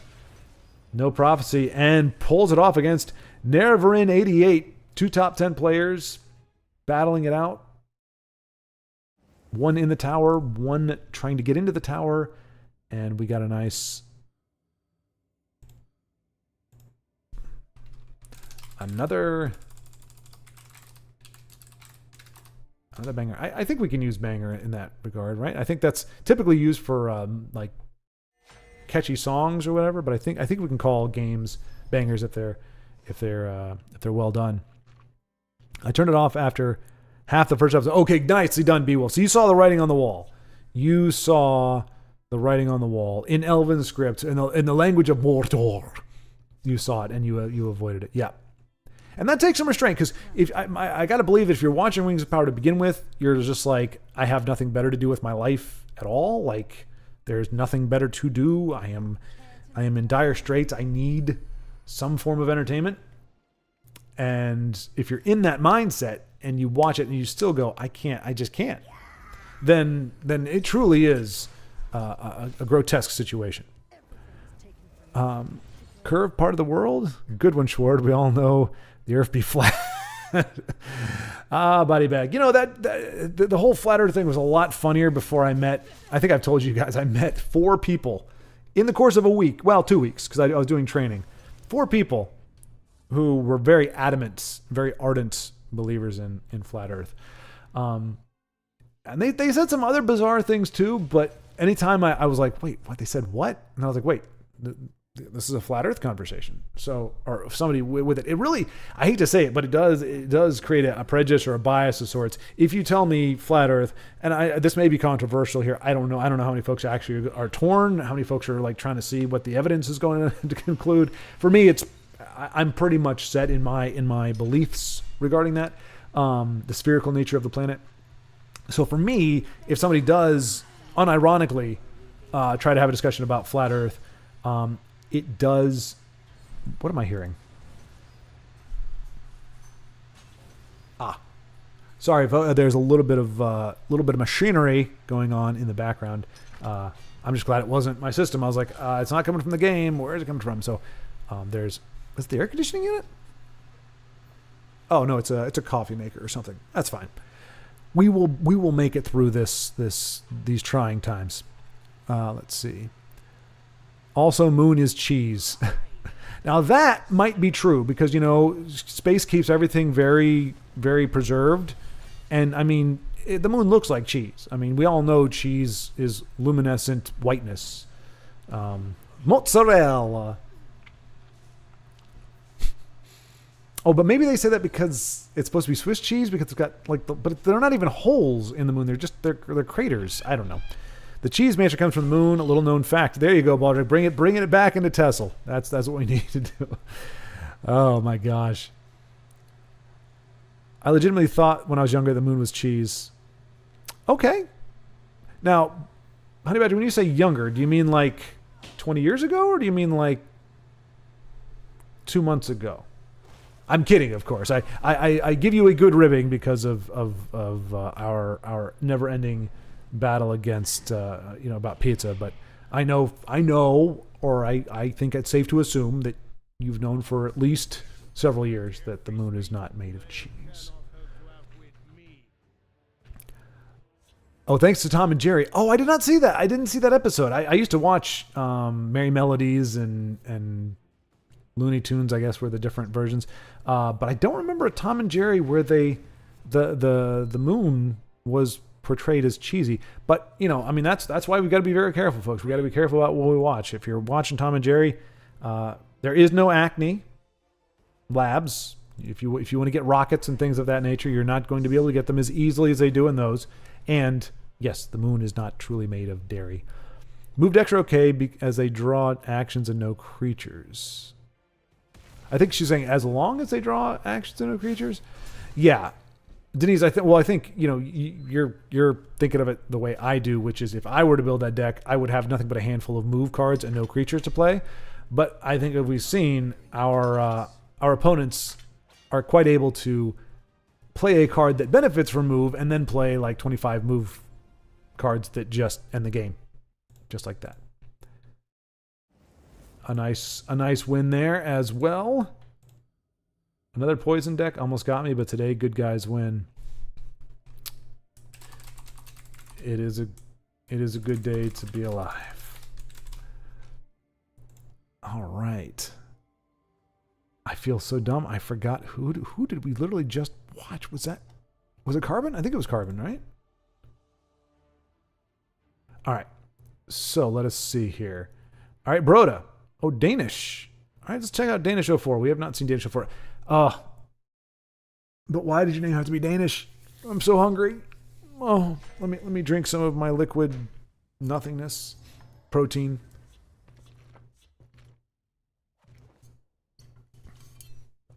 I actually added some cinnamon to this.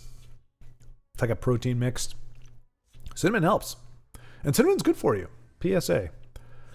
Let's see.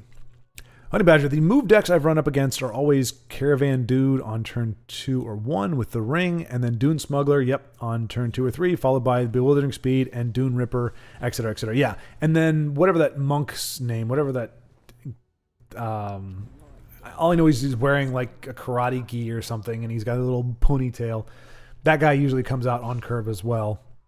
Like you take care of the Dune Ripper, and then that jackass comes out. And a 5/5 body that just lurks in the shadows and pings your face is just such a nuisance. Ooh, Bringer of Nightmares. Nicely done.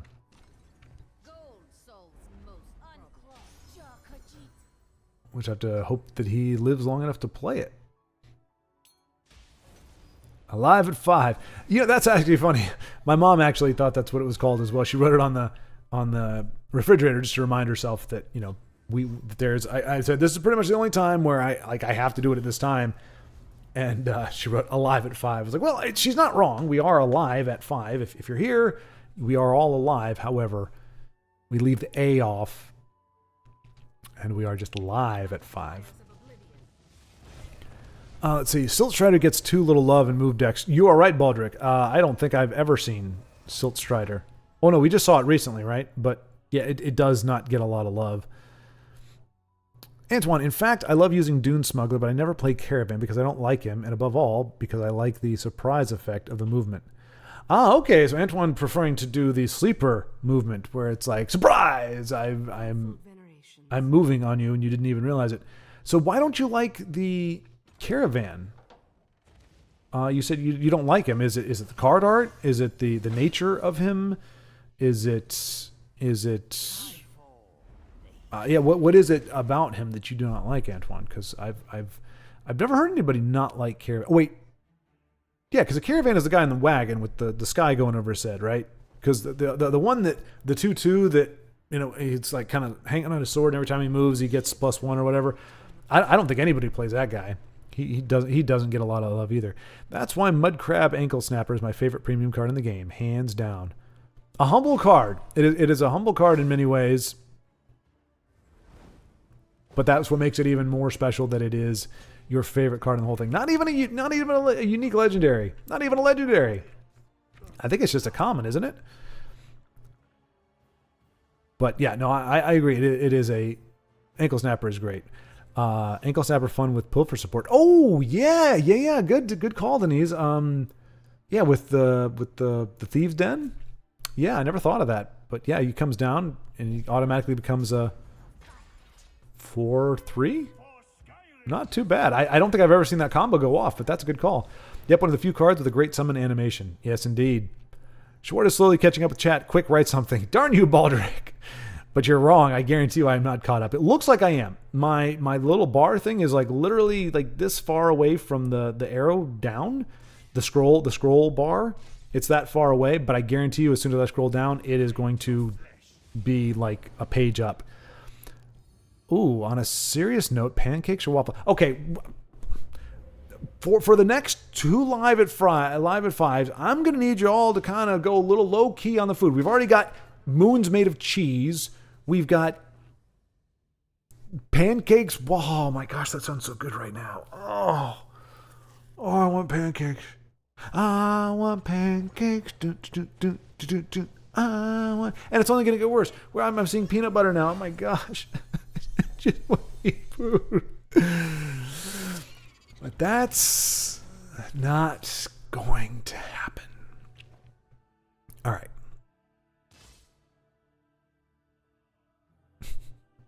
I will say, wait.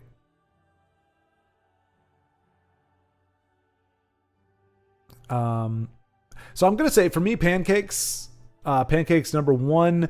Pancakes and waffles are close enough that I feel comfortable saying that French toast would be number two, just because I think waffles are kind of redundant, but I like the texture and the fluffiness.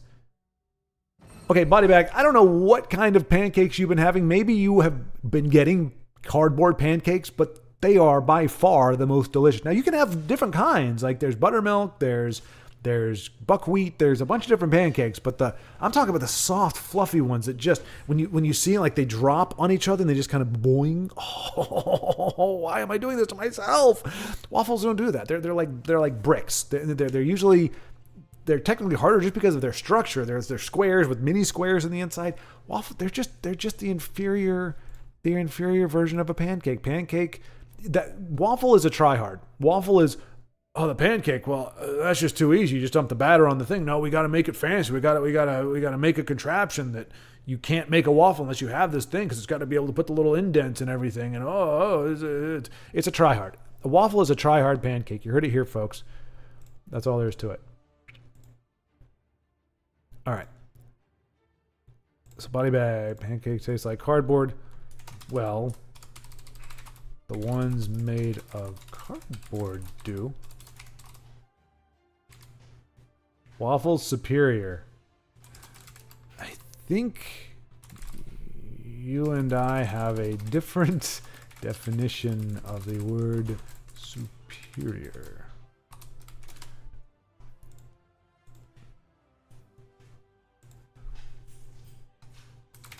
Heck yeah. All right.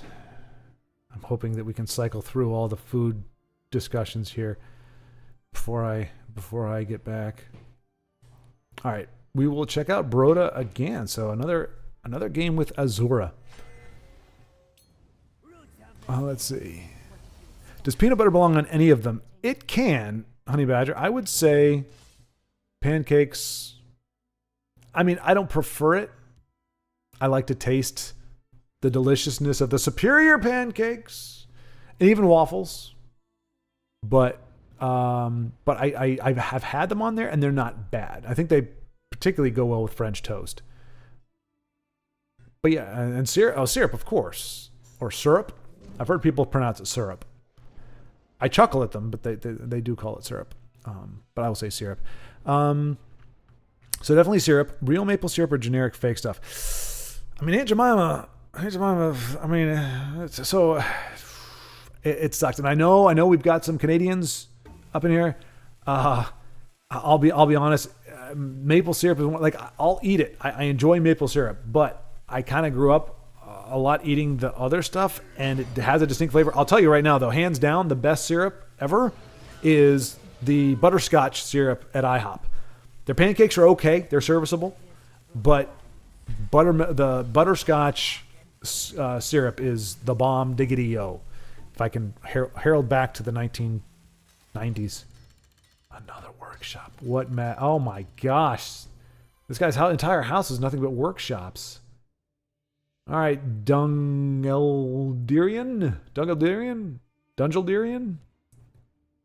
Number 27, running lots of workshops. I was going to say, Bro could have finished off. And Stormcloak Vanguard is going to go for the win. Or... Oh, no, never mind. I didn't see this card over him. Like, Broda, that's really strange. That is why... What? Oh. Oh, that actually... Oh, no, Broda, I'm sorry. Oh, that sucks. I thought he was going to waltz in there with the win, but... No, hold on. Whoa. Let's put a clarification. Body bag. I'm avoiding to protect you. I'd be happy to spectate you if you don't boot me. Yeah, no, I'm not body bag. I wasn't specifically like trying to avoid you. I saw you're there, but I'm like, but you know, I didn't know that there was an exception to the rule. You're like, hey, I kind of feel like it's a jinxie thing, so I don't want to do that. And then you like boot me out, and you're going, I told you, I don't want you watching my game. Like that seems disrespectful on my part. So if you're cool with me watching, I will be happy to spectate you, sir. I just, like I said, I don't want to encroach. You know, the last I heard was, you know. I know I'm joking. I was just happy with the games I'm having. Oh, okay. Fair enough. Well, I'm happy to hear it, Body Bag. I'm happy to hear that. Oh, you're so... There's that little part of me that goes, okay, now I want to spectate it. But I'm not going to. Just in the off chance. Like, I don't want to ruin anybody's day. But, I mean, you boot me anyway. But it's fine. You know, you just enjoy your lonely wins instead of commiserating with the community on your losses. I like to share my losses. I would rather share my losses than win by myself. That is what makes me kind of stupid, I guess, but whatever. People can say to me peanut butter is great, but I don't see the appeal. I don't hate it, but it didn't wow me. Well, Baldrick, to be fair, I don't know that peanut butter wows anybody. But if they're saying it's great, I mean, I guess that would be kind of a version of WoW. To me, it's serviceable. It does things well. I mean, I grew up, part of my lunch diet was peanut butter, so I'm used to it. I'm accustomed to it. It has its uses. I liked it better before I started counting calories because even though it does provide a modicum of protein, it is also very, very calorie heavy. I mean, like a tablespoon or maybe two pretty much is like 400 calories. It's ridiculous. So I liked it less once I needed to start watching calorie count. I will say that. Let's see. Honey Badger, oh, you see, I am one of those people that loves peanut butter. Baldrick, but why? Honey Badger. And as for Prime having good shows, it's honestly hit and miss with them. The Terminal List, great. Yep. Reacher, great. Wheel of Time, I hear it's garbage. Yep. Abysmal. Night Manager, great. So I would say what it seems to be, Honey Badger, I'm seeing the correlation. When they take an IP that already exists, like Lord of the Rings or Wheel of Time, if they take... I think the mentality going in is different. When they hijack an IP, they're going, we want to be able to pump out what we want to do, our own particular, quirkiness and perspectives and whatnot. We want to do that, but we're going to pair it with an existing IP so that people will still watch it.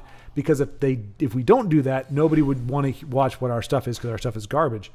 But when it comes to more or less original content. I mean, I think Reacher comes from a novel series. Terminalist, I'm not sure where that comes from, but these were not established IPs. They know they need to actually do good writing. If they want these shows to work, they actually need to to allow good writers to craft them and to work their magic on them.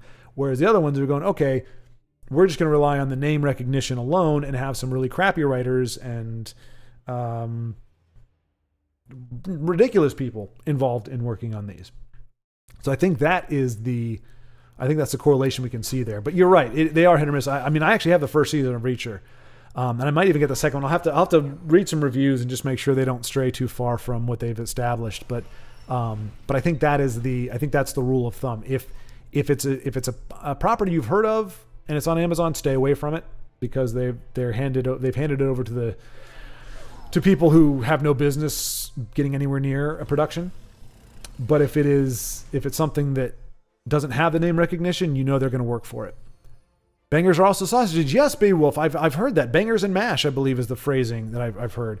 Denise can chime in. I don't see her chiming in here, so we might have lost her. It is at this point 11 o'clock, almost midnight, pretty much in her neck of the woods. So, I mean, that is a big gate. I don't know if Endozo is going to be able to conquer it, but if anybody could, it's going to be Endozo. This would back at rank number 1. So interesting. We've got Endozo. Oh, and Endozo just calls it. That is rough. Yeah, I guess more than likely it was going to get finished off. So even the number 1 player can have a bad game against Invade. All right, Dano, show me something good. There we go. It's really weird how Prime does this. Well, I just solved the mystery there, Honey Badger. But I'll see you realize that, or you go, oh my gosh, that's brilliant. That's the observation of the century in a few moments here. Regarding the question above, I don't think I've ever tried maple syrup. Fair enough. Yeah, I don't know, because that'd be a pretty significant import, right? I don't know. Does all maple syrup come from Canada, or is it just that it originated, or that was the first place it spawned, or the best stuff comes from Canada when it comes to maple syrup? I'm not sure. But I do know, I mean, it's distinctly different than the fake stuff. And the problem is, if you grew up on the fake stuff, it can be hard to. All right, so we can check out Endozo again, see how he rebounds from that distasteful Invade game. Or we go Carbon 77. Let's go back to Carbon 77. We'll jump back in with Endozo here the next game. Honey Badger said, I just love peanut butter on my pancakes and French toast. Oh, so you exclusively like it on those, or you're just saying, oh, it's just something I like? So my dad makes maple syrup. No kidding, Body Bag. Really? I guess in Buffalo you guys are kind of in that northern region. No, that's awesome. Does he sell it, or is it just he makes it for your home, or does he actually have like kind of like a side deal where it's like Body Bag Beezy's, or Mr. Body Bag or Papa Body Bag Beezy maple syrup from the Buffalo heartland? That's really cool. I don't think I've never met anybody or known anybody who actually makes their own maple syrup. So that's pretty darn cool. Have you learned how to do that? Have you learned from him how to do that? Developed that as a trade, or not as a trade, but just as a thing of interest? I think it'd be pretty cool. Let's see. I can't believe we're getting into this conversation now. Why are we doing this when the timing is the worst. He sells it to pay for hobby. Oh, nice. Wait, okay. So he sells the maple syrup to pay for the maple syrup making hobby, or he sells maple syrup to pay for another hobby? Is he a Tesla player? Is that what we're hearing there? Or you're saying I think more likely you're saying that the maple syrup is his hobby and he sells it to enable him to continue to do that hobby. I mean, is there a huge up cost or a huge startup cost for maple syrup? I mean, in my mind, honestly, I know I'm wrong, but in my mind, it's stick a hollow tube in a tree and hold out a bucket. That in my mind is the entirety of the maple syrup making process. I'm pretty sure it's much more involved than that, but I'm like, well, that seems pretty cheap. Well, you just need a hollow tube that can penetrate the bark of a tree, and there you go. and a bucket. You need a bucket with preferably that doesn't have a hole in the bottom. But I'm guessing there's a curing process, and it's like tree selection. You got to know which trees, and you got to find a vein, right? Are trees like people where they have like a vein of syrup or a vein of sap? I guess it is. It's running through there, so you have to tap into that. You got to tap the sap, then get it into the bucket, and then extremely expensive. No kidding. See, the more you know, folks, the more you know. If I didn't know, if I hadn't had this conversation, I would have been like, oh, I'm just going to start a maple syrup business, and then I'd be like, homeless and living under, or I'd be fighting Ugnip for a spot under the shade of the apple tree in Denise's backyard.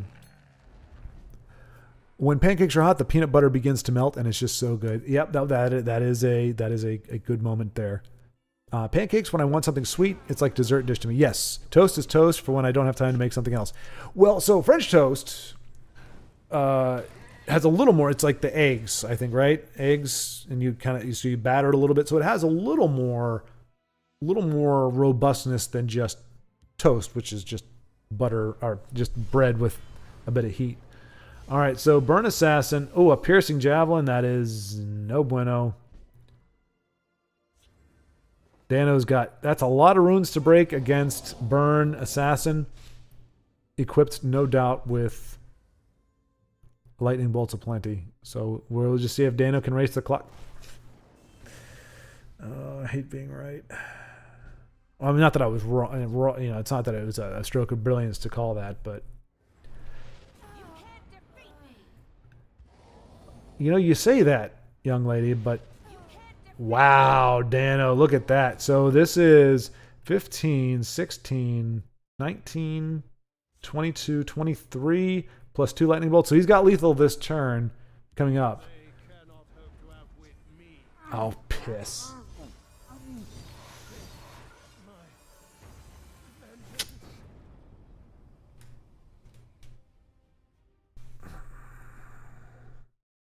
Burn assassin. Burn assassin. Never lacking face damage. Oh, drafting a deck. All right. So we'll check in with him in a minute. Back to Endozoa. See, is he still... I'm guessing he's rank 2 now after the invade situation.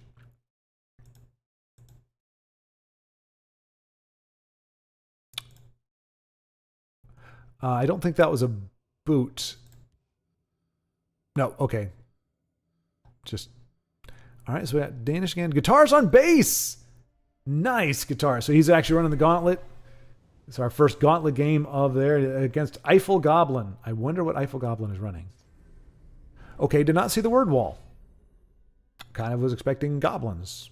But I also thought making maple syrup was easy and cheap. So I'm just swinging and missing. This is what happens when you don't eat, folks. This is what happens. If I don't get to chew food...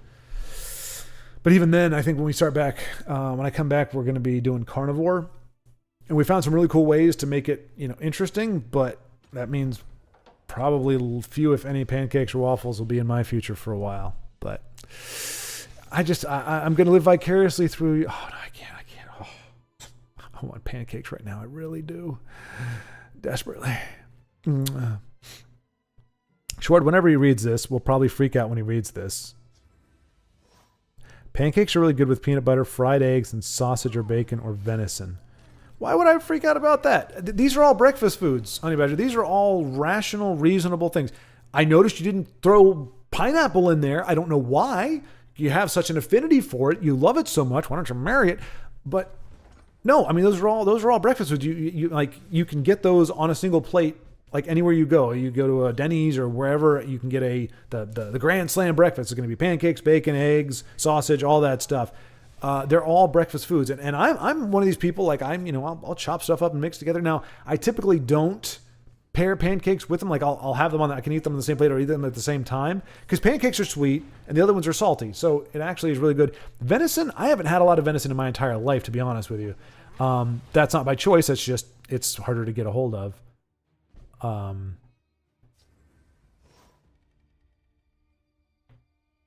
I knew it. We were going way up here. Okay. But no, Honey Badger, I'm totally fine with that. You are allowed to continue eating pancakes with peanut butter. I'm just surprised you didn't throw pineapple in there. Why not? Why not, right? It has just as much place with pancakes and sausage as it does on pizza. All right, everything on top of the pancakes drenched in syrup. Okay, I don't think it would taste bad. Like I said, it's all kind of in the same family. Well, of course, right now, anything, like if you said, hey, yeah, no. A starving man is not going to offer too much in the way of rebuttal when it comes to that sort of thing. So, yeah. Maybe not drenched in syrup. I like syrup, but I don't like it saccharine, like super, super sweet. And maple syrup is one of those, like you got to use it sparingly because it has a punch to it. Real Michigan maple syrup, not this Vermont or Connecticut garbage. I did not know there was a rivalry going. It sounds like there's like a maple mafia. So apparently Michigan is where you want to get your maple syrup. And there is a distinct difference between that and Vermont/Connecticut. I mean, they are in different parts of the country, obviously. But yeah. Yeah, so you get it from Canada or Michigan, folks. That's where you need to be getting your maple syrup from. Avoid Connecticut and Vermont. Yeah, I don't picture it. Although, to be fair, I don't think I necessarily pictured it coming out of Michigan either. Michigan, I just think of Ford. I think of the automotive and steel industries. Would not have pegged them as a maple producer. Baldrick says, those are combinations I've not even imagined working together. Baldrick, you need to expand your horizons, my friend. Expand your horizons. But then again, if you, I mean, depending on, again, the part of the world you're in, because I remember, watching these K-dramas, what they eat for breakfast. I'm like, what the heck is that? It's like, it looks like lunch, it's like rice and kimchi and whatever else. So different breakfast, people in different parts of the world. Oh, to get started. Dang. Well, shoot.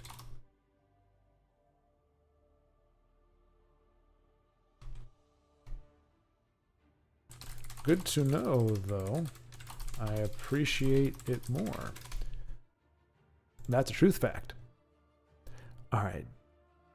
We got booted last time with Endozoa. I don't think it was by him. If it happens again, then we'll just consider that a boot, but I don't think it is when we talked to him. And back to number 1 against Zalupa. Zalupa, the Horritor. You're a Horritor. You're a Horritor person. So yeah, so I can imagine, depending on where you grew up or where you're from, those combination Baldrick here, it's like I said, they have almost every breakfast joint you go to here, I'm guessing including Waffle House, throws pancakes in with all those things. It's kind of like an ensemble. The venison, never. But not because it's not good. It's just because that's deer and they're just, unless you hunt it yourself, typically it's not, you can't buy it anywhere. It's so good. You have the sweet and salty. Exactly. There you go. Sweet and salty, the eggs and the syrup and the creamy texture of the peanut butter. Dude, to die for. Indeed. I can agree with that.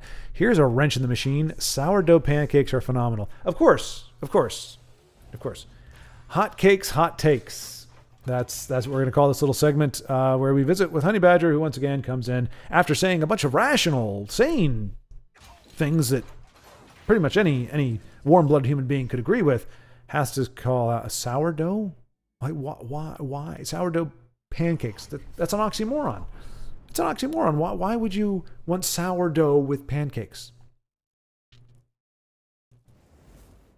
I think you left out. Sourdough pancakes are phenomenally disgusting. I think that's what you meant to say. I will be. Crap. It looked like. All right. Let's see, Dan Show 4 again. To be fair, I don't know that I think I've had them, but I don't know for sure. So I'm not going to die on that hill. I'm going to say it does not sound appetizing. If I'm going to have pancakes, I want my buttermilk, dagnabbit. But I can't decry it too much because I don't remember distinctly liking or disliking sourdough, if I've even had it. So I will refrain from judgment for the time being. Inu, is it a good time to join? Good time to join? What do you mean good? It's always a good time to join, Inu.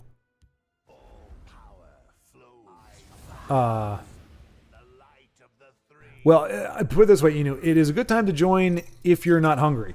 If you're very hungry, this chat will just wreck you and make you sad and not want to intake air anymore unless it is accompanied by food. So just be warned. But I think this is far enough behind now that you might have gone to bed by the time I see this. But good to see you, Inu. Good to see you. Did you have another soccer match? Football match today? I think the last couple times you've come in has been after a hard fought victory. Body bag woke up this morning and chose violence. Yeah. Sometimes the day kind of writes itself. You wake up and you go, "Yep, this is going to be a day for violence. It's going to be a day for saying crazy things." You never know. You know, Schwart, if you kept on chat better, you wouldn't feel like you're trudging through the food chat. No, I would be experiencing the torment in real time, Honey Badger. Yeah. I'd just be watching it scrolling. Just food. Oh, food. This is so good. Oh, let me describe this in vivid detail. Let me describe the molecular... Well, actually, that wouldn't work for me. But oh, gosh. The worst part is when it's self-imposed. Like if I literally didn't have any food... Well, no, okay. I take that back. I think it's harder to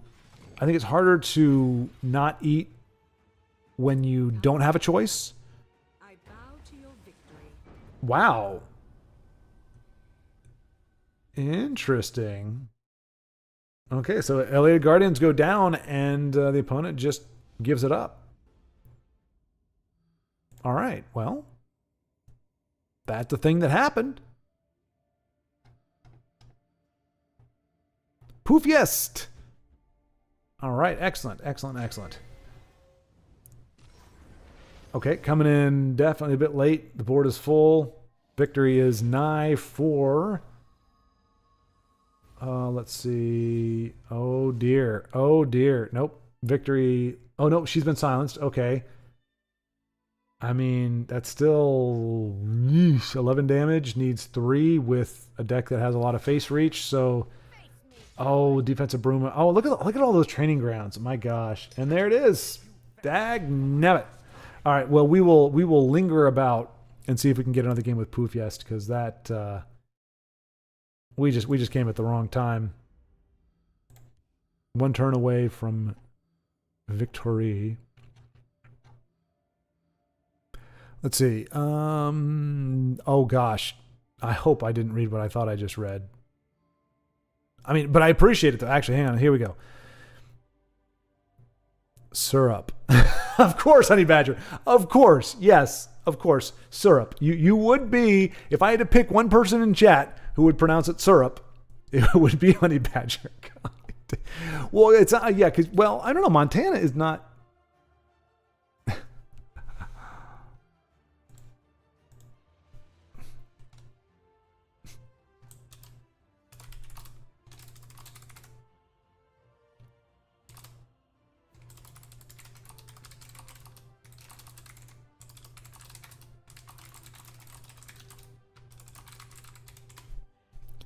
All right, so that may have been Poofia saying that he might not be playing again. We'll give it 10. I mean, look at Body Bag. Look at that right there. I mean, it's a ripe game right there. Watch Body Bag's game. Should we try? No. Versus match. I mean, come on, folks. Come on. Peer pressure. You know, we don't got a lot of folks playing right now. Sure would be nice if one of our remnants, you know, who's actually in chat, actually watch one of his games. But I'm just saying, I'm not trying to inspire people to go after him. I'm just saying, it would be nice. Let's see, what did Poofia say? I had 2 Rim and Purveyors with 100% Dark Elf deck, but conscripts RNG'd all my 1/2 costs. Oh, geez, need to adjust deck, trying something different. Okay, so Poofia is adjusting the deck. All right. Well, I mean, we saw too. I mean, if you got 2 training grounds in your hand, that's not a good time. So, looked like he had a bit of a clogged up draw there as well.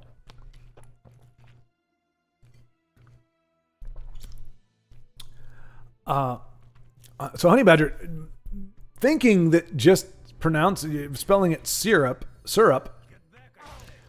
is not obnoxious enough. He goes out of his way to mention that it is not the way I pronounce it, which is syrup. Wait a minute. I need to verify something here.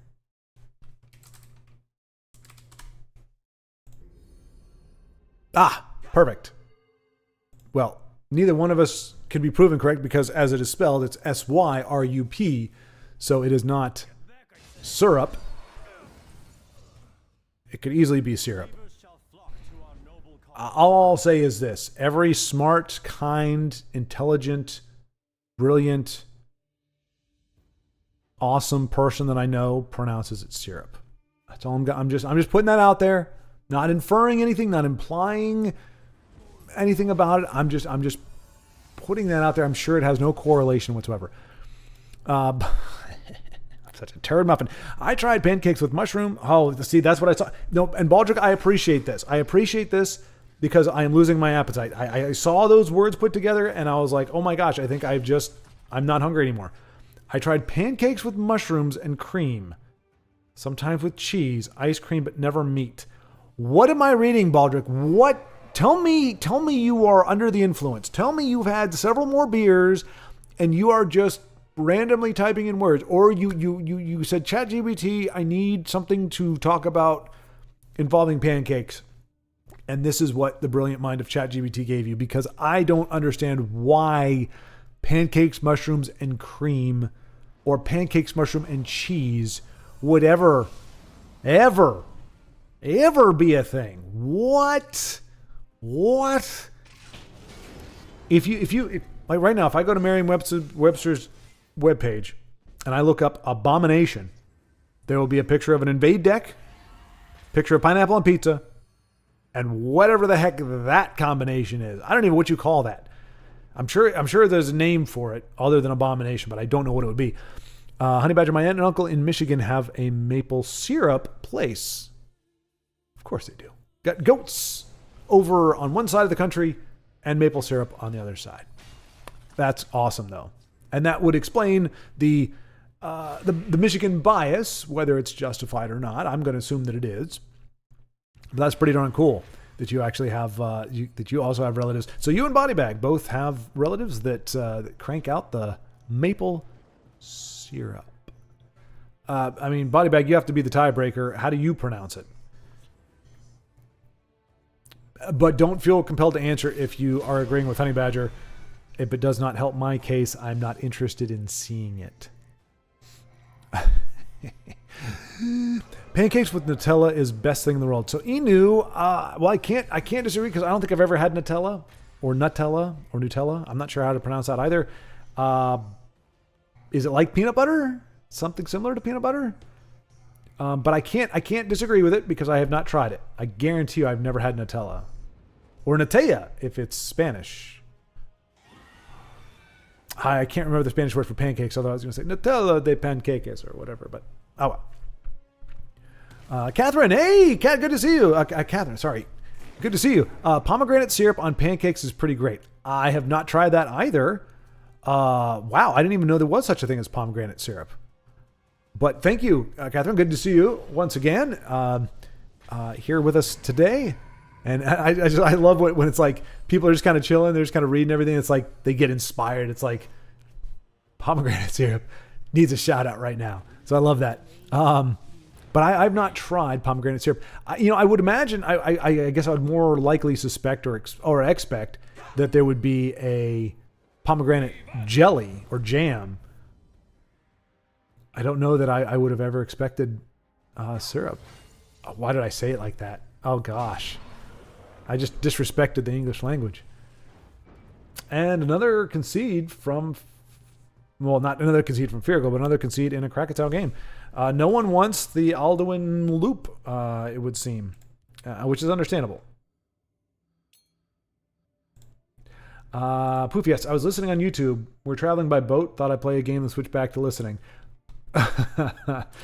Nice. I thought you might be driving, commuting. but the boat sounds a lot better. Big boat, rowboat, yacht. I guess a yacht is a big boat, but typically there's that extra layer of fanciness involved with yachts. Like you can have a big podunk boat. I've never been on a yacht. I've never really big. I've been on a moderate sized cruise ship. It was like for a homecoming or something, or a prom that they had on a boat. It was all right. I'm curious to see how my, because I get seasick, so I'd be curious to see if Cien boat Psalm. Darn it, poof, yes. I hate when my ignorance is brought to the fore. I have no idea what any of those words mean, but I can look them. Well, see, I want to look. Well, okay, you have to forgive the lack of sound for a second, as I have to hop over. It only does this with Tessel. Any other game I play on Steam or any other thing, it doesn't. I don't lose sound when I click away. But boats.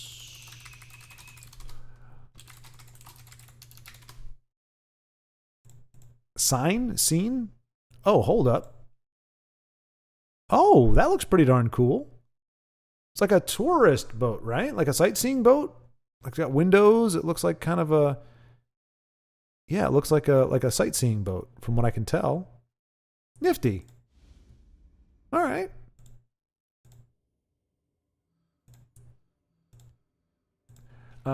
Salmon fishing, Kodiak, super wet and raining most of the time. If the apple tree is full, you can come get here. Great to know I have a lot of options in the event of a bout of homelessness. The boat type looks pretty nifty, though. From what I could tell from the pictures. Which I guess I could show you guys, right? So, this is what?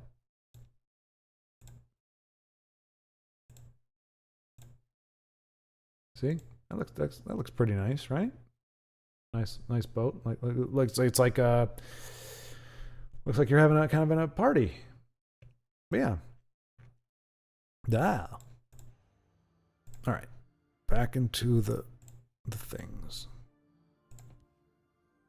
All right. Edmorn, a casual match. All right, we might check that out. Guitarist, let's check out another guitarist in the event. Only one running the event right now. Honey Badger tells Inu, for me, and I know this is going to be ironic, but Nutella is too sweet. Yeah, that is a bit ironic considering Honey Badger is talking about dousing his meal with maple syrup, which is very, very sweet in and of itself. But that's too sweet. Now, Nutella with graham crackers is delicious. Where you draw the lines here, where you draw the line, you have the most arbitrary judgments in the world right here. Nutella with pancakes, too sweet. Nutella with graham crackers, delicious. I mean, the texture is different. The texture and graham, but I mean, most pancakes aren't themselves like super, super, super sweet. I guess maybe I'm thinking, it depends on the graham cracker, because I'm thinking of like cinnamon sugar graham crackers, which is like my favorite kind. I haven't had graham crackers in a long time though, actually. But I'm thinking of that, and I'm like, those are pretty sweet already. But Baldrick says, oh, I ate those. Even the American pancakes. It was a mountain of pancakes drenched in Nutella. It was sweetness overdose. I couldn't eat all of it. Okay, so Nutella is a sweet topping or a sweet addition or condiment, I guess.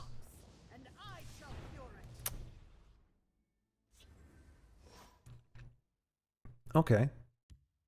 Couldn't eat all of it. Nice snack if you need a sweet fix. I desperately need a sweet fix, but I cannot fix my sweetness right now. I'm almost caught up. Chat, that's cute. Yeah. Catherine, if I'm the only UK person around, then yeah, bangers and mash is the thing. I believe you are, Catherine, because I think you and Denise are the only folks from the UK here, because I think like Jay Shades is France. I think Inu is crap, I forgot. Germany? No, Banana Schwab is Germany. Inu. Why am I blanking on crapola. Oh, I just exposed myself. I didn't need to say that. I could have just dagnabbit. Remind me, where are you from? We had a huge discussion about it. We had a huge discussion about about culture and all that kind of stuff, and I'm just drawing a complete blank right now. Seeing the number one player on the leader be this helpless against invade tells you all you need to know about the mechanic. Yes, Inu, exactly. That's what I'm saying. Anytime, it's not a judgment call on anybody, but the folks that say invades ain't a thing, when you see what it can do to folks, and granted, it doesn't do it all the time. And if you actually have a deck if you've built a deck where you are going, I'm going to run into invade a few times, so I'm building it this way specifically for that, you're going to have a better luck with it. But if you're like me and you're like, I'm just going to pretend invade doesn't exist because I hate it and I'm probably not going to play against it. If you're not equipped to handle those gates in particular, you're in for a rough time, methinks. Michael Bailey, what I miss? Oh gosh, don't rehash it, folks. Do not rehash it. Michael Bailey, I am sorry. This is the one time I cannot give you a synopsis. Let's just say a lot of food talk. Some of it okay. Baldric decided to drop in with pancakes, cream, ice cream, maybe even cheese and mushrooms.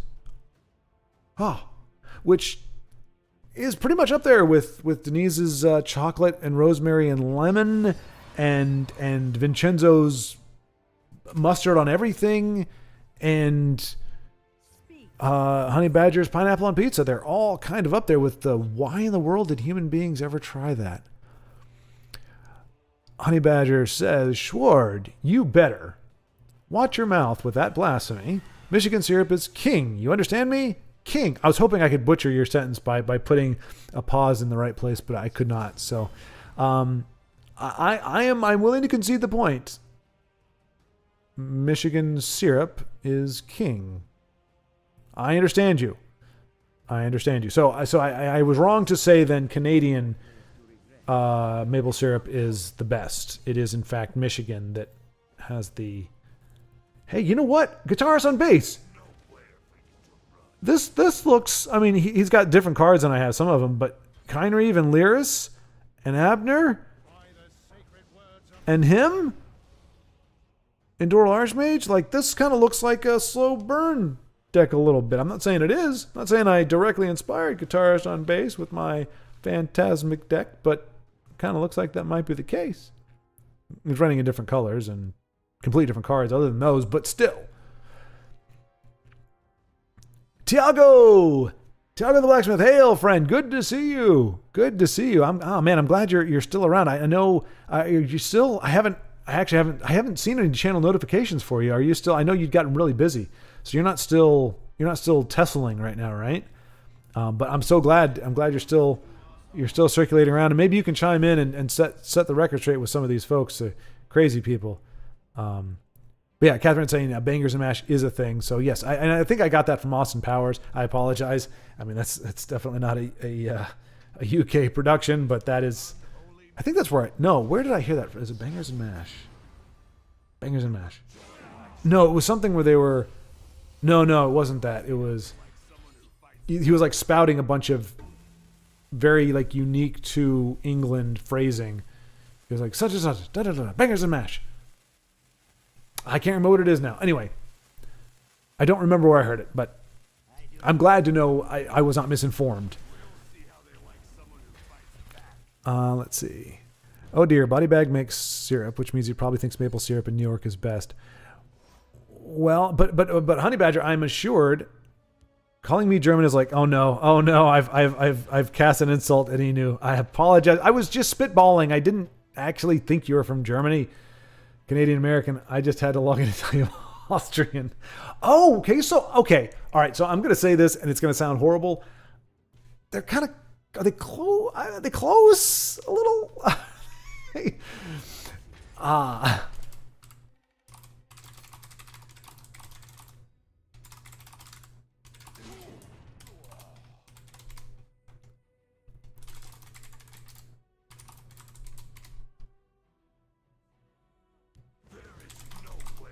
I appreciate the equivalency. Didn't spell that right, probably.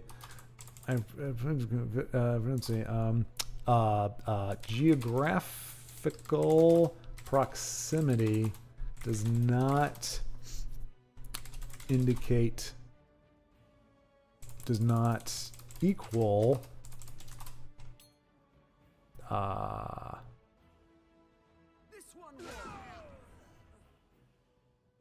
does not equal similarity in culture.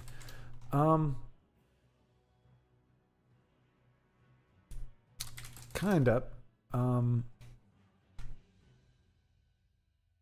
Yeah. In some ways.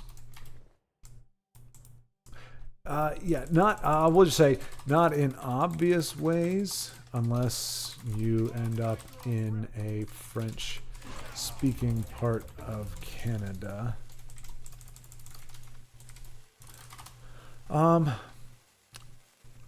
But if you dig down, there are some significant.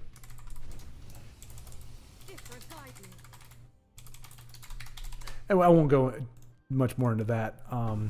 But yeah, I mean, I didn't know. I mean, there's been some things that have happened, in the past, I would say 10 years, that kind of makes it, that, you just don't know. Like, you don't know how things are in another country unless you've been there. But then you hear like certain things happen and you go, oh, okay, so that's a little bit different than like how our laws are, or how we view that certain thing, or, that kind of deal. So I thought, us in Canada, we were pretty much, all I knew was that their stuff always costs more. Like, you buy a book in Canada, like if you look on the back of our novels, like it'll be US is $5.95, Canada is like $8.95. And I think that's because of the like social health care and everything, where it's like the money has to come from somewhere. So I think, I don't know for a fact, but I think the prices are a little bit more because, there needs to be more money to pay for broader programs that we don't necessarily have. I don't know if that's true. And all I knew was, if I ever want to buy jeans or a book, I want to buy them in America, because they're like a good chunk cheaper. Cliche that Austrians hate being referred to as Germans. Yes, we're very similar, especially Bavarian. Aha! I knew it. Not offended at all. I figured you weren't. Even if that was true, that they are in fact very different. I know you wouldn't necessarily take offense to that, but it was interesting because like, fortunately I've got some rapport, so it wouldn't be like, oh, he's just an ignorant guy saying making stupid comments. But that doesn't mean that I might not make a faux pas where it's like, oh no, we are not the same. Like, when I lived in Virginia, there were people, mostly like in Colorado, that were more west, where they didn't really grow up with a huge knowledge, good knowledge of the East Coast area. People thought when I said West Virginia, I was talking about Western Virginia, like the west part of Virginia. I was like, no, it's a whole different state. West Virginia, there's a joke. Why did the West Virginia family take a shoebox to the beach? To make sand trailers. Sorry, I butchered that, but I wasn't necessarily trying to make fun of it. But I mean, it really is. West Virginia is great for whitewater rafting. It's got some good mountain areas and everything, but it is very considered to be much more rural, and a lot of places, maybe not as like wow. So yeah, instead of sand castles, they build sand trailers. It's a joke, but anyway, that to say, like, Virginians will make jokes about West Virginians or the state of West Virginia. And again, a lot of them are just exaggerations. They're just like most jokes. They're just kind of very broad overstatements. That said, having gone whitewater rafting there and then gone through a lot of West Virginia towns, they're not wrong. Like, there are trailer parks aplenty and small little houses and scary looking little houses and all that kind of stuff. But there are places in Virginia that are like that as well. But it was just crazy to me to think that people did not understand that there is a West Virginia and a Western Virginia, and that they kind of mix those two together. Wasn't insulted by it. It wasn't a bad, like, if somebody thought that I was from West Virginia, I wouldn't be like, oh my gosh, I can't believe you think I'm from there, because there are a lot of great folks in West Virginia. But we just speak broken German dialect, and we are beasts at skiing, whereas Germans are football fanatics. Now that is a significant distinction. All right, Poofyest. Coming to us live from a boat. The Sieni? A nifty boat. What is that doing there? I want to be an assassin, like Naru. Trippy world we live in, isn't it, folks? A gentleman on a boat is playing Tessel for all of us. Good times, good times. Oh, I think we're going to see a crushing blow and a little bit of... Congratulations, aspirant. You are like Naru. Are you? All right. Almost caught up with the chat, but we keep them entertained. Yeah, Baldric. Yep. And yep, I've fallen well behind again. Yeah. So Schwar, you extract the sap and then have to boil it down drastically. For my aunt and uncle, on average, 40 gallons of sap make 1 gallon of syrup. Wow. That is significant. So do you have a vat? Or I guess you have to have a vat, right? So, I mean, so do you have a 40-gallon vat that distills down to 1 gallon? Or are you just saying, like, you would do 5 in a bucket or something, and then it comes down to, you know, a fraction? But that is significant. Wow. Is it literally just boiling? Like, you boil it down, as you said, drastically? Do you add something to it? I mean, don't betray family secrets or anything, but... Thiago says the desire to play again is growing. Yes, yeah. Absence makes the heart grow fonder when it comes to Tessel. It's funny because every time somebody says, you know, okay, this makes me want to, uninstall the game. Like you say, there's been like 12 times where I've uninstalled the game. That means there are 11 times that you have returned after uninstalling the game. So as much as Legends can grate on you, as much as it can wear on you, you get that hankering. And honestly, for me, it's like the easiest thing to just pick up and play for a few minutes. Like, you don't have to boot up a game. You don't have to do any finessing. You literally just go in, on like a tablet or something, and you play a few games. Usually I'm just doing gem farming at this point, or crafting one of my amazing maniacal decks. And we're going to edict and finish it off. No, 1 point off, but defensive Bruma next turn, and so we're seeing a lot of concede efficiencies.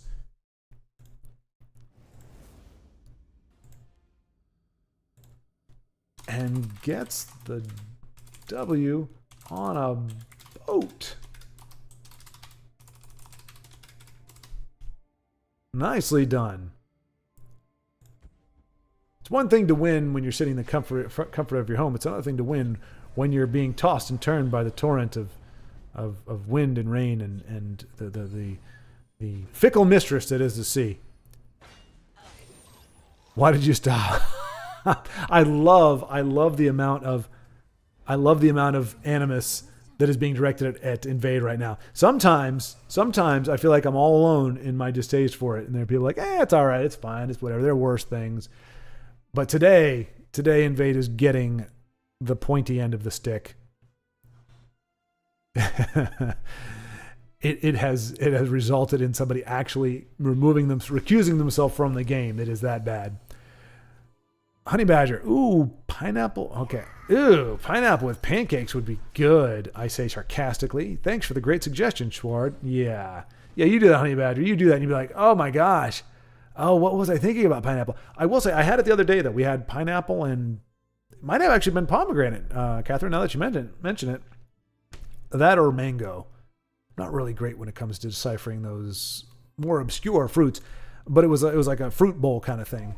And I ate some pineapple. I like pineapple. Pineapple is very, very good by itself. It doesn't belong with anything else. It's just good by itself.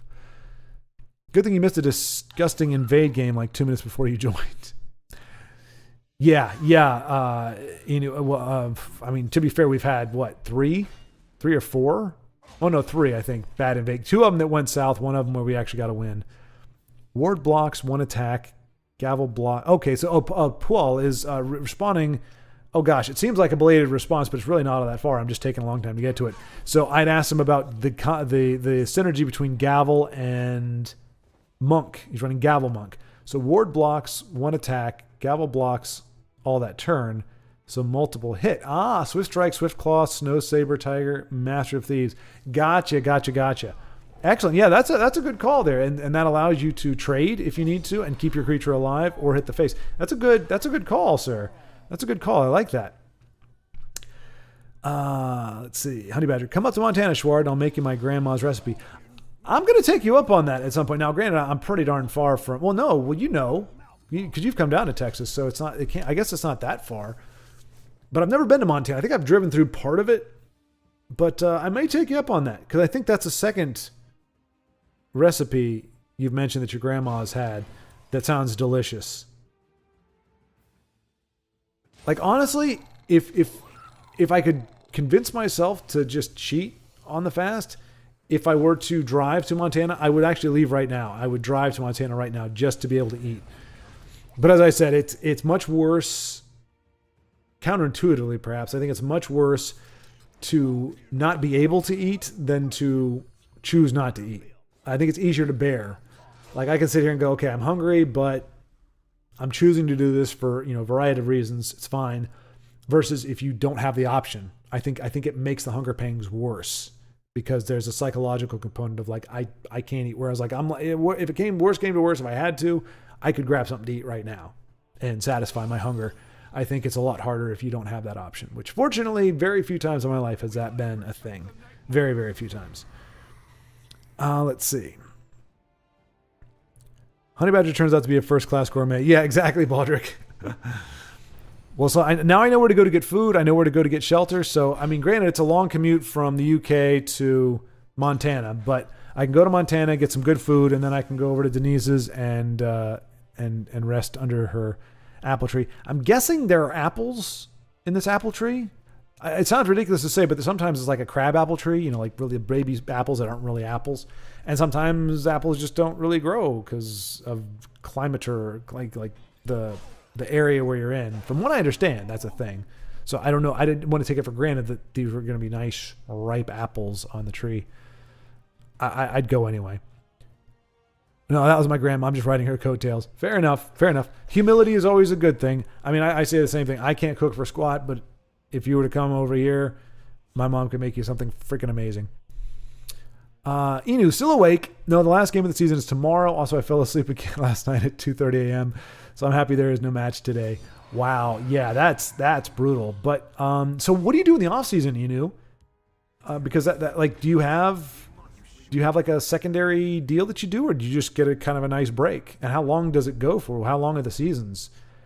Because I would imagine something as popular as that is not all year round, but like there's not a lot of downtime. Whereas here, well, I mean, I guess that doesn't. I mean, because here, so American football, which for me is by far the most entertaining sport to watch here.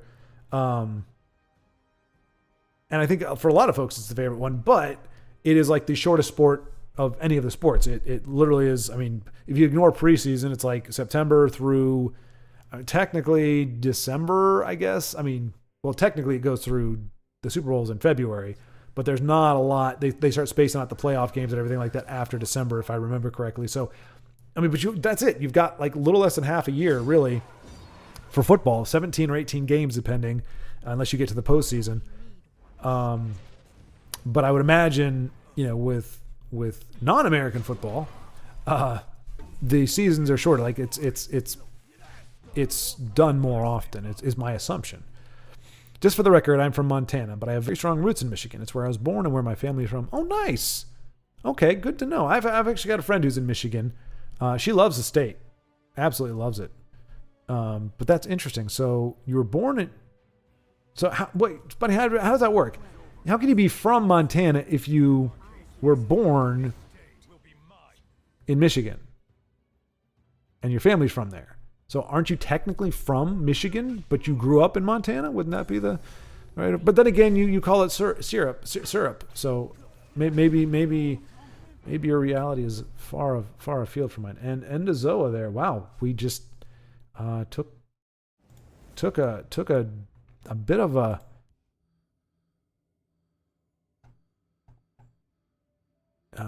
let's see here. All right, guitarist. Okay, just kidding. All right, casual match. We might.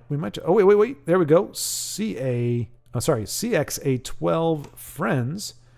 So we know of the same clan as Denise and several of our other compadres, but I don't believe I've ever seen either CXA12 or C times A12. Either way, Agent of the Throne, running Guildsworn, not invade because good people. Oh, here we go. Inu has a response for us. Summer off season is 2 weeks off only because preseason starts. Mid-November till January is the winter break. So 10 months a year is the season, including. Okay, that's what I assumed. That's awesome. Although I guess, I mean, that would burn players out earlier? I guess so. Right? Well, maybe it's not as bad because most of the wear and tear is you're running, whereas like with American football, you're smashing against people all the time. So I think having fewer games and spacing it out over the years is imperative for shelf life for the players, whereas with European football, or I guess we'll just call it football, you're really not, if things go well, you're really not putting a whole lot more wear and tear on your body more than you would if you were doing like sprinting and long distance running, that's a crazy combination. It's easy to be good at one and not the other one. I remember I felt so amazing. I went and played basketball with a friend of mine. I was running like 5K a week or 5K 3 times a week. So I was in decent long distance shape, but basketball is all about sprinting, and I was winded after like 2 minutes. And I'm like, what the heck? I'm in good shape. And I was like, oh, right. I'm not jogging lightly up and down the court. I'm sprinting and I'm sucking wind. And then I'm just sucking. Let's see. Also, I'm on the road to work, so you'll excuse me if I'm not as engaged with chat. I will excuse you, Honey Badger. I will excuse you. I'll also not flash up the stop pop again until you return. But good to know. Drive safely. Exactly. Baldrick, there you go. Drive safely. Exactly. Stay focused. Focused on the road. And if they pronounce it that way, they're all wrong. That's not coming out of left field, but a response that's not a complete sentence. And when you lag behind chat as much as I do, you need to write in complete sentences so I have context. But I do know that is Honey Badger mistakenly saying that all my friends who pronounce it syrup are incorrect. But that is a comical take. Amateur soccer is very physical. Many injuries happened, and people sacrifice a lot for their passion. I see.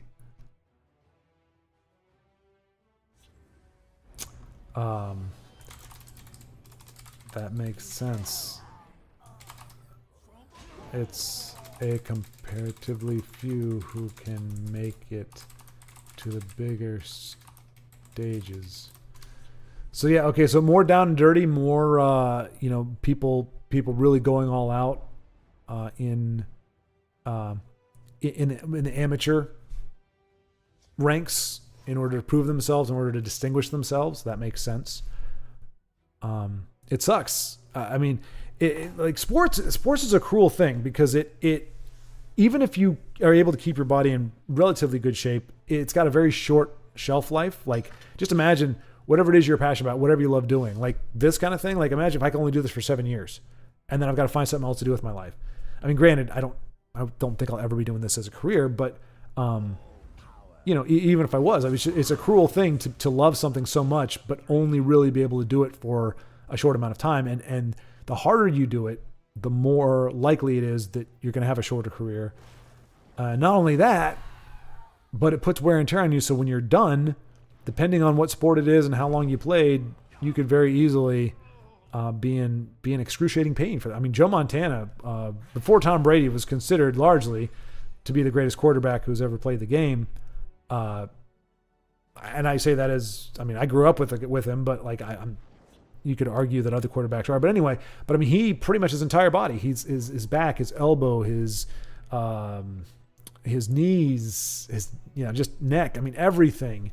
He just said he's in constant pain. Like that's just how he lives his life now.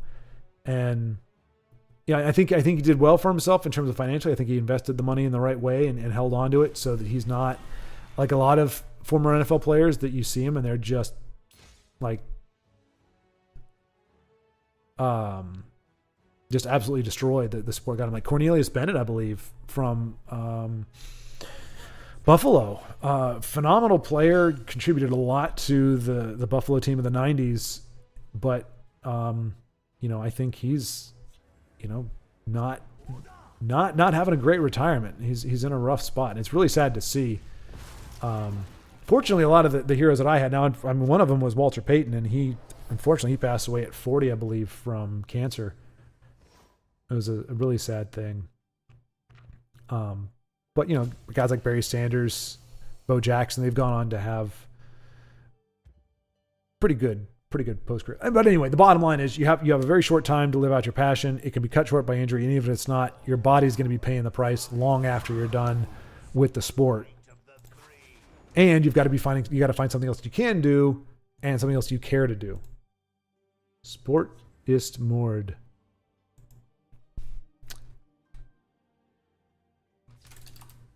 An apt saying, to be sure. Yeah. Mord. Oh, greetings. Oh, I need to borrow that voice line maybe when I either start videos or start streams. Come on, there's a greetings. Let's see.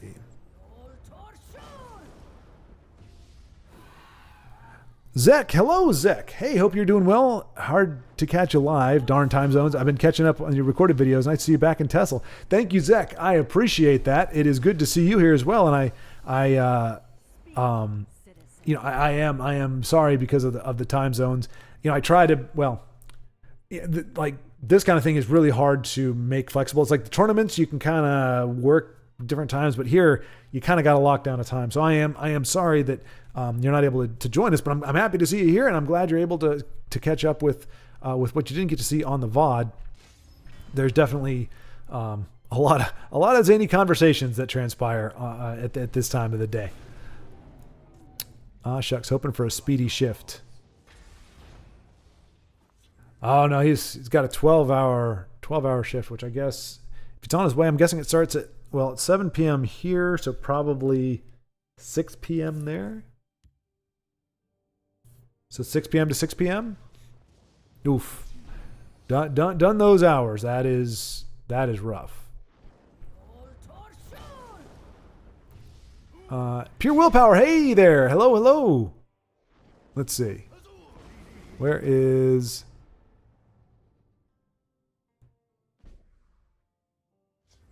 let's see. Pure Willpower. I told ChatGPT I need something to talk about invoking pancakes. This is what I got. Oh, and Zek says, I just got back home from watching the new Furiosa film. I enjoyed it. Okay. All right. So Zek, giving Hollywood a try. We were just talking about that earlier. I'm at the point where I just by default figure it's not worth it. But it's good to know that there are still some things coming out that are worth watching. But yeah, cool deal. Glad you were able to enjoy that. The most recent installment in the Mad Max franchise. Although, is it still considered Mad Max if there's no Mad Max? Like, is it still considered Mad? Like, is it? I mean, it's in the universe, obviously, but is it like considered just like a spin-off or something? Because I think it is. It is actually called Furiosa, if I'm not mistaken.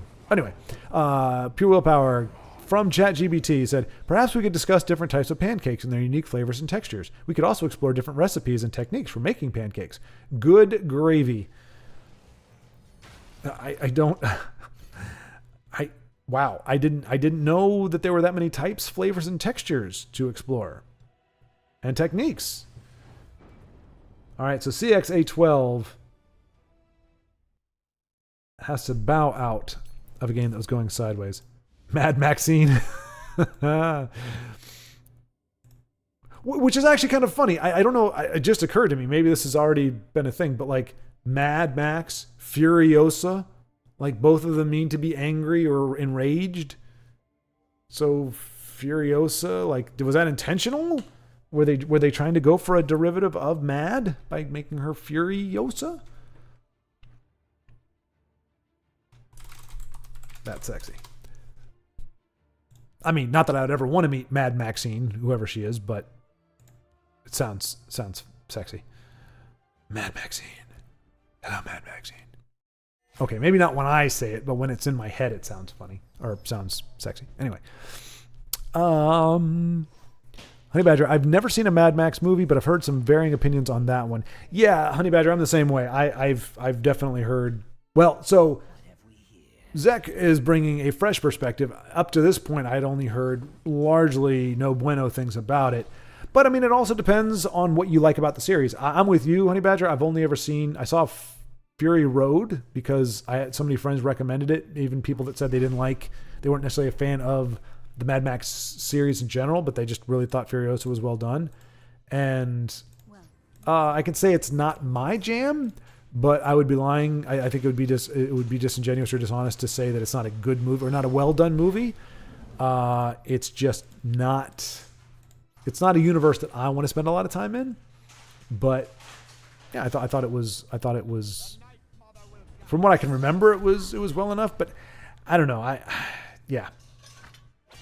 I'm not really sure how to really express my feelings about that, but I haven't watched any of the other ones, so I'm with you in that. So curious, Zach, if you're, let's see. Also, I can see why, but for me, I enjoyed it. It's good to see more of the Mad Max universe. And there you go. And that was kind of what I was looking for from Zach. Like I said, if you're just looking for kind of more like, I like the post-apocalyptic, I like that kind of environment, I like that dynamic and that way of surviving, trying to survive, then yeah, I mean, it's like you would have to really go far afield from the source material or the source, the kind of the way the series has gone in order to dislike it. So yeah, if that's kind of you're just like, hey, I just want to live in that world for a little while, then yeah, it may be like exact perfect for that. Whereas some of the folks might be looking for other things in the film that don't satisfy this time around. Pancakes with mushrooms and cream and or melted cheese are so good. No, you can't double down on it, Baldrip. You're supposed to repent and say, "Oh, I'm sorry. I didn't mean to suggest that. I mistyped. Like my hand had a thing and I accidentally lumped them together, but that's not what I meant to say. You don't tell me that it's actually good. Unless maybe mushrooms in your neck of the woods are different than our mushrooms. Our mushrooms are fungus. They're fungus. And they're good on pizza. And they're good in a lot of things. I like mushrooms. I like mushrooms. I gotta believe that either our mushrooms are different or our pancakes are different. Like, I just don't know. When I'm thinking of a big fluffy buttermilk pancake and I think of mushrooms, by themselves, delicious. Especially sauteed mushrooms. But putting them together, I feel like I might swear off food for the rest of my life. Which wouldn't be very long if I did that, but worth it. Inu is playing a match, so we're going to take a gander. Inu in the late innings, to use a baseball reference. Plugging away at Tessel in the wee hours of the morn. My friend can make them just right. He also adds some ground walnut in there, and who knows what. So good. I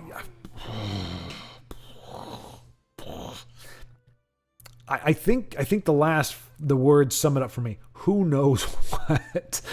Who knows what this is and why it came together that way? Pancakes with ice cream are a separate thing. So now pancakes with ice cream I can kind of get because as we said, it is, I mean, pancake, the word cake is in there. It is, a lot of them are of the more sweeter persuasion. I mean, you have pancakes with whipped cream. So pancakes with ice cream, not that far removed from, oh, now I want pancakes with ice cream. Oh my gosh. Oh gosh. And like, it's dangerous. Like I'm getting really close to just going, you know what? Just one day to do it. And I know I'm going to regret it. Because right now, like I screwed up my knee. I can't run. I mentioned that before. It's going to be another 2 weeks before I can get back to jogging. So really, if I'm wanting to lose weight, I'm going to do it through the fast. I'm not going to get there through exercise at this point. So I need the fast more than ever, but oh my gosh, I am just okay. Pancakes and mushrooms. Okay, I'm cured. Okay, good. Oh, I have no desire to eat right now. Thank you, Baldric. Thank you. Let's see. I honestly would give that a try, Baldric. Of course you would, Honey Badger. Of course you would. You eat anything. I at this point I'm convinced there's not a thing that you're like, I would not eat this. You're just like, I'll eat anything that you put in front of me. I have no standards. I have no pride. I just eat whatever is there. No promises, but I'd try it. Getting gold for event. Okay, Michael Bailey's getting gold for an event. Okay. So you're having to scrimp and save a little bit to be able to enter the event. Yeah, I'm actually running low on this account. My other account, I've got like 32 tickets, but on this one, I think I've got like 5 or 6. So I have to be very, very, very careful about what event I go into, because if I don't recoup my investment, I'm not going to be doing gauntlet runs for a while. So I do. There's a small part of me that actually appreciates the economy of Tesla. Like, it gives me something to do even if I'm not winning. That's why I like. Well, no, never mind. You have to win to get gold. You have to win to get gems. So, yeah, I don't know where I was going with that, but yeah, I guess I get it. But yeah, running an animal. Oh, that goat sucks. I have seen that goat whiff more times in an animal deck than it should. I mean, there are a few cards that are not animals, but I mean, come on. Wait, hold on. Nixox, what is this? Top card of your deck. Weren't those all animals? How did that whiff? But yeah, that goat sucks. It just, I don't know what it is. It is just, it's supposed to draw your cards, and it just does not do a great job of that. All right, Endozoa. Let's check this. Let's check him out. See how he's doing now. Still at rank number 1, so he's winning in the off games. The games we're not saying. I mean, he's winning the games we watched too. But I think the last one we saw, he lost that one. And there we go. We're racking another one against Seamus, NP, or Gramus.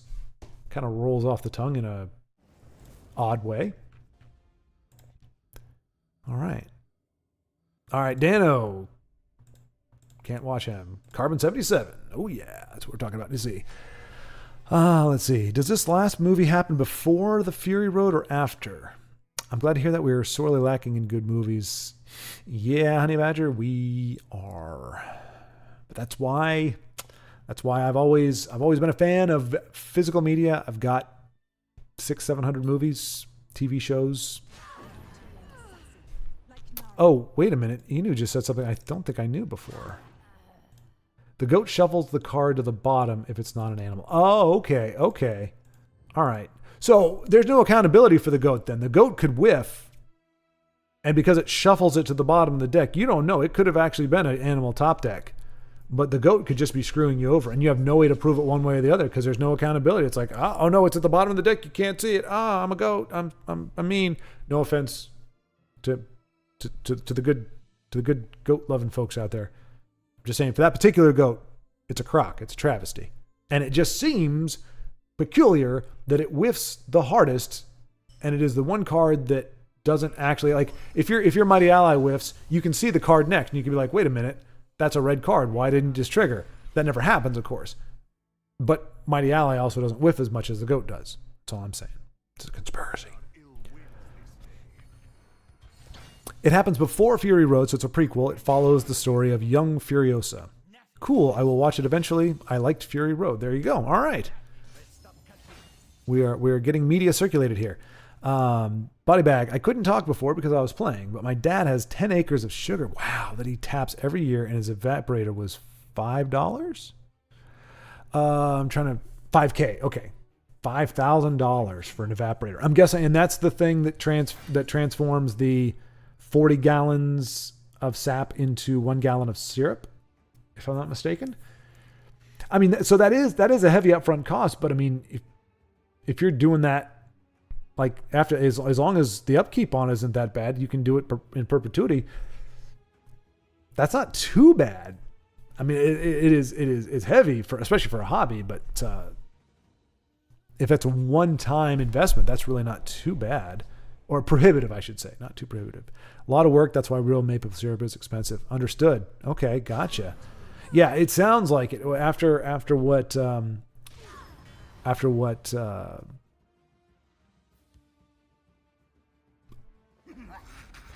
Honey Badger, after what Honey Badger was saying, it does sound like it's a bit grueling. Or, well, I mean, a lot of work. There's a difference between a lot of work and grueling work. There's a volume of work, and then there's a quality of work. It sounds like, from what you're saying, it's more about, it's a lot of work. You're doing a lot, but it's fun. I mean, it speaks volumes if it's a hobby. Typically, people only have hobbies that make them miserable. So obviously, there's something therapeutic about it. But it just seems like a random thing. Like, that's just not something you pick up on a whim. Body bag. Let's see. Baldric. Oh, and regarding pancakes with mushrooms, they can also be with mayo, tartar sauce. No. Okay. Hang on a second. I'm going to, because there's just no way this is a thing. All right, Baldric. Here we go.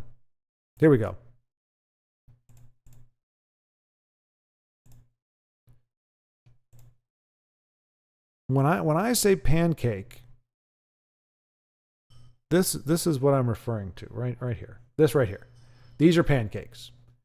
So I don't know what you're referring to, but there's no way you're eating these with mushrooms and tartar sauce. There's no way. No way. You would not be able to live in this world if you're eating pancakes with tartar sauce and mushrooms. It's just impossible. It's impossible. You're either trolling me hard, or pancakes are very, very different, or you, sir, are dangerously inebriated and need to drink lots of water. Those are the only options. I know about drinking lots of water because that's all I can drink right now. All right.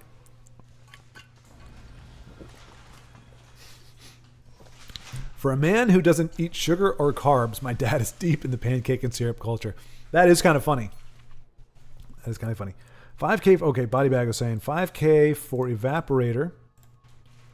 And then you need to build a sugar shack. Then you need pumps, tanks, and miles of line. Oh, cripes. Okay. So probably 10 to 15K total, plus a lot of hard work. All the fitting, the firewood. Jeez.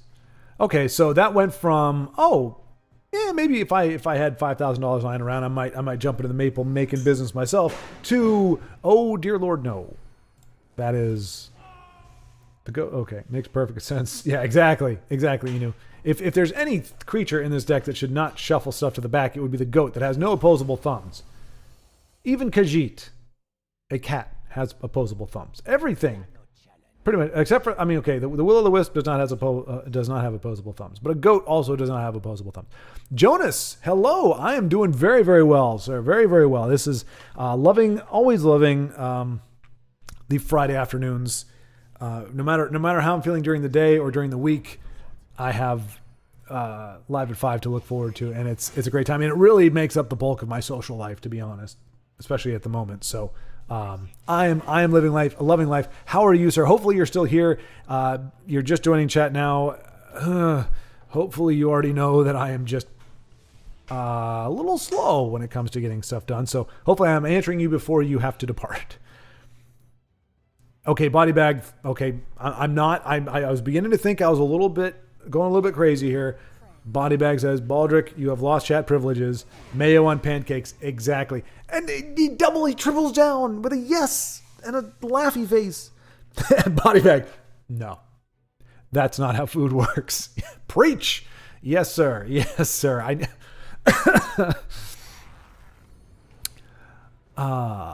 Gosh. Yeah, that's not how food works. That's a good one. Honey Badger, Oh, nice. Okay, good. Jonas, awesome. Jonas, I saw you were running. You had a deck that was Kynreeve and some other cards. Were you doing kind of like a burn, or was that like a last gasp deck or whatever? It was Dagoth. So it was a different deck. I was just kind of curious because you don't really see Kind Reef Champion played ever. So I was just curious what the theme of the deck was, or if it was just, hey, fun cards. I enjoy Invade to farm. Yep, Soul Gems. Yep. Yeah. Like I said, Honey Badger, I did the exact same thing because it is a bunch of easy wins. But then I was like, I got greedy. Like I wanted to craft some premiums. And I was like, I can either have all these crappy legendary and epic invade cards just sitting here, or I can make a hyper aggressive orc deck that'll get me those gems just as fast, but then I can burn them all. But yeah, it was kind of fun. I mean, if you're not beating up another person with it, invade decks are just kind of fun to just throw around and just see what happens and how fast you can snowball it. Let's see. Are there people out there, pure willpower, who think invade is balanced? I've been around for years on YouTube and Reddit. I've never seen a single person say invade is balanced. So pure willpower, I think there are people that would argue that there's nothing wrong with it. I have to believe that there are people who play it. I don't think there's any reason to defend invade unless you play it, either because you genuinely like it or just because it's an easy win. But I have heard people defend it to some degree. I don't know that I've ever heard them say balanced, but it's the kind of the defaulto argument is there's nothing wrong with it. It's, oh, well, and you can tell it's an invade player because when they chime in on the conversation, they'll say something like, well, it's no worse than blah, blah, blah, blah, and list off a bunch of cards that are also garbage. But it doesn't make the case. You're comparing a crappy mechanic or crappy cards to other crappy cards. You're kind of acknowledging that it's a crappy card. Yeah, it doesn't actually make it that much better. All right, so movement out of cards. Piercing Javelin is going to take care of the 4/3 body, and it's going to be unnecessary because he's got Daddy-er. Through fire and war. Premium Daddy-er with a dagger and a really fancy loincloth. That helmet must get really hot. We're going to call that a beautiful one. Makes some people on Reddit defend invade. Exactly. Yeah. Exactly. There are people. You have to seek them out. And if you want to find where they are on Reddit, type in like invade sucks. And you'll go to a board where it's going to say it sucks, and you're going to get people that jump in there and like, no, it doesn't. It's always got to be conflict. Like you're not going to just find, well, you might find, I would be surprised to find a board that's just like, let's all talk about how awesome invade is. It's like, no, the nature of the invade player is to create chaos and dissent. So they will find Reddit posts that are talking about how bad invade is, and they will chime in there and troll the heck out of it, as they do on the ladder. It's nature. It's a 6 cycle. I'm going to do a Morn icon there. And was that... All right, let's check out Inu. Oh, crapola. Who did we just see that just won with Dagoth? Was that Carbon 77? I believe it was Carbon 77. Michael asks, Body Bag, if you're a Bills fan... Body Bag does not answer directly at the moment. Says, Honey needs broken meta to beat the computer. You just got exposed. Honey needs broken meta to beat the computer. You just got exposed, bro. Get good. Damn. I need all the help I can get. No, Honey Badger, you're yeah. If I didn't know you, I might say that, but no, you're a far better player than I, as are most people here actually. But yeah, it is. I mean, any deck that you can close out a game in 4 to 5 turns is ideal against the AI. Unless you're trying out a deck, it's a nice way to go. And Evade can do that. Like I said, Orc can do it as well. But a lot of times I like to do. I can't play the same deck over and over again. So like I have one called Ramp something. Yeah, I can't remember. It's a cool name. It's an awesome name. If you could hear it, you'd be like, "Well, that's a cool name for a deck." But anyway, it's a ramp deck, so it's one of those ones like you just kind of ramp into the cool stuff. And I don't know why I'm going with that. I like to play different stuff because I get bored even against the computer. But if the computer screws with me, like there are some times where the AI will just hey, I've got 3 more old traders in my opening hand, and I've got the ring, and so there's no way you're going to win this game. And then I'll go orc on them because I'm like, screw you. But typically I like to play just a variety of stuff. Let's see. Baldric says it's not balanced. I think he was referring to the concept of pancakes and mushrooms. It's not balanced. Oh no, he's talking about invade. Oh geez, oh that's awkward for me. Okay, they started fixing invade and then left before the job was. Yeah, that's true. Yeah, they've made a good progress. You know, when they stopped you from being able to put your upgraded gate in your hand and then play it again with another gate and have the 2 of them working in sync. Yeah, that was a absolutely necessary fix. Just because it was like 99% or 95%, it had a ridiculously high success rate when you do it like that. But it's still way too high. There's just, as I said, there's just too much doggone symmetry. Like, hey, draw a card, invade. Do this, invade. Like, there's no other mechanic that gets procced that often and by that many cards. You know, if you're running expertise, you've only got a handful of expertise cards, and nothing triggers expertise aside from playing actions or items. So there is some synergy there, but you also can't have a item or action heavy deck because you could end up with nothing but those in your hand. Whereas with invade, every card that also invades does something functional. It draws you a card, it puts a creature on the board. So whereas you have to kind of balance with the other mechanics, am I going to trigger this mechanic and try to get value out of it, or am I going to play kind of a regular card? Invade doesn't require you to make those tough decisions. It gives you both at the same time. That's why I hate it so much. But I'm banging that drum. GG, Inu. GG indeed. And well, I don't want to do belated GG for Carbon. So hopefully he'll win this one. And wait, Sea City. Sea City is in an event. Good old Sea City. Working hard. Let's see. It's more of an abusive relationship than fandom. Referring to Bodybag, referring to being a Bills fan.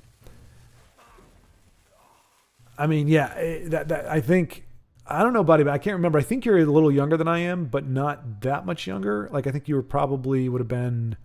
Well, no, I guess so. Like when the Bills made their 4 Super Bowl appearances, you were probably too young to be traumatized by it because I was only like 10, 11, 12 around there when it happened. So I just remember thinking, man, it must suck to be a Bills fan. Like, to keep going to the game and just not. The same thing, I mean, Broncos had the same thing until, you know, late in Elway's career, and they finally got a really strong running game to pair with his admittedly diminishing skills,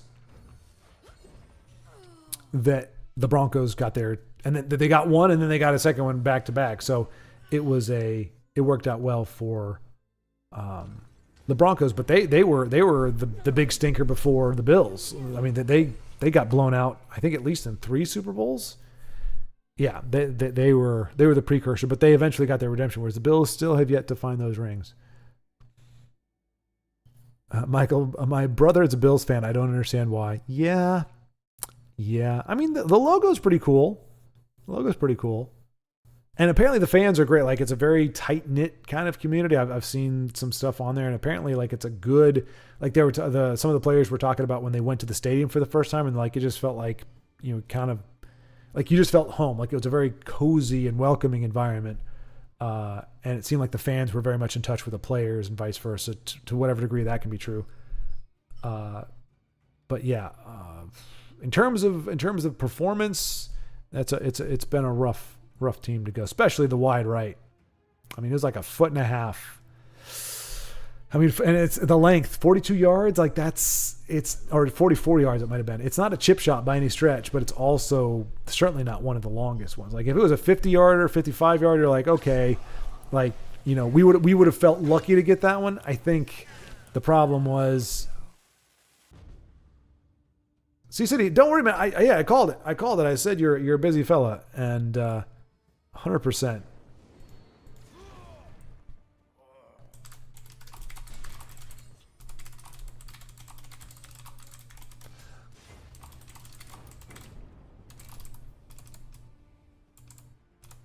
crap. Wish chat could keep up with that or stay up when that happens, but let's see. Where is he? Where is he? Oh no, did he leave? What happened to him? Oh no, he's sitting there.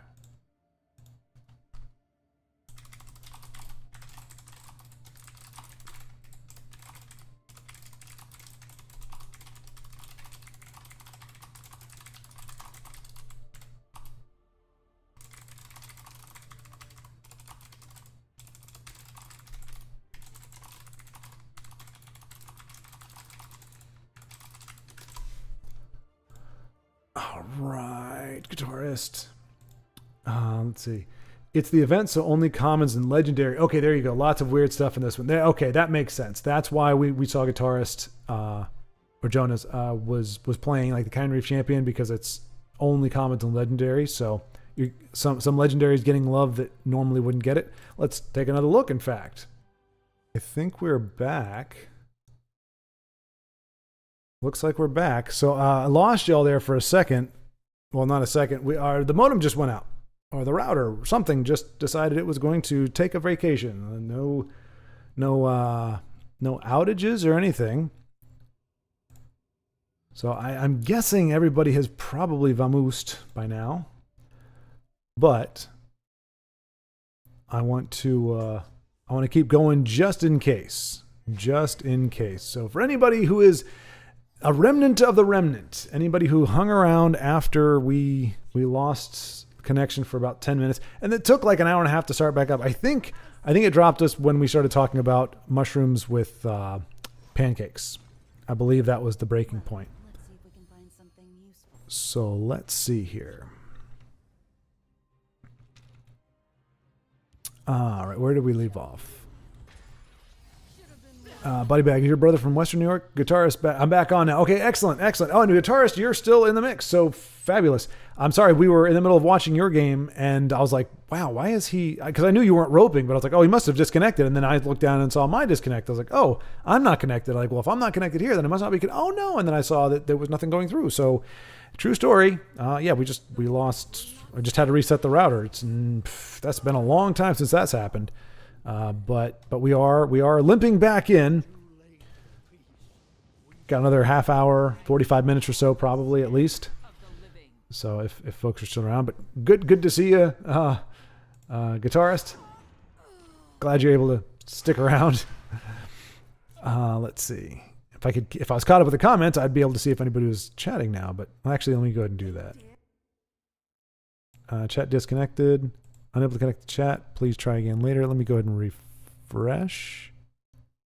Well, wait a minute. Let me do it over here, because just in case, I don't want to refresh it and then lose all of that chat if that's what went down. But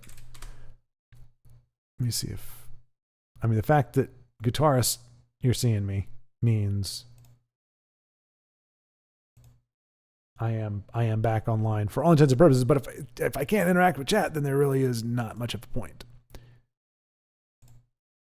All right, so 9 watching. So there is a remnant here then.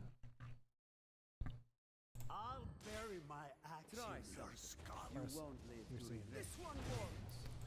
Let's pause that and see if the chat refreshes or if it's just going to pick up where the new broadcast began. But I'm going to go back to, let's see.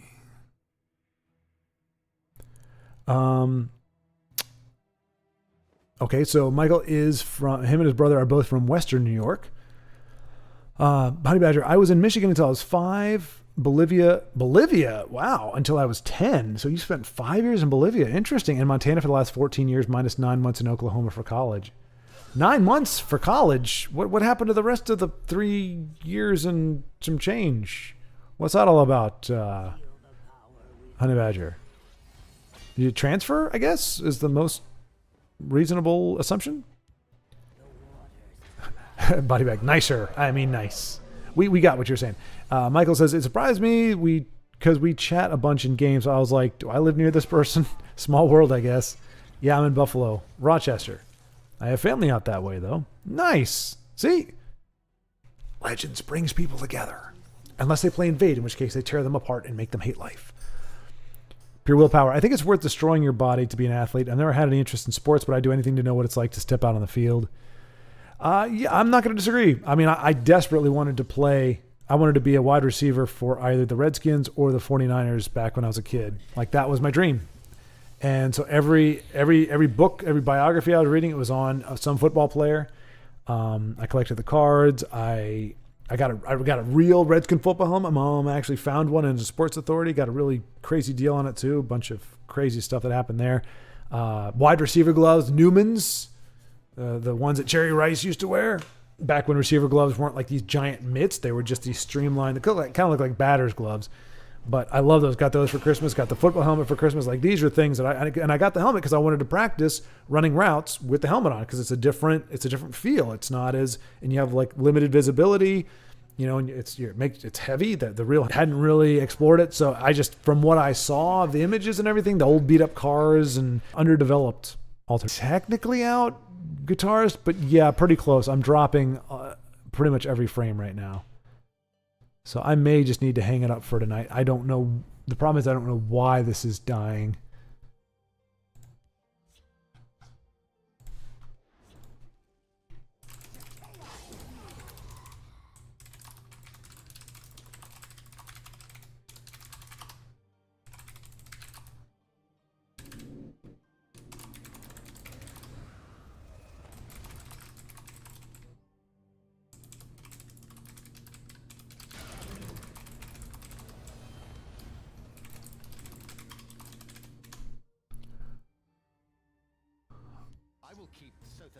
All right.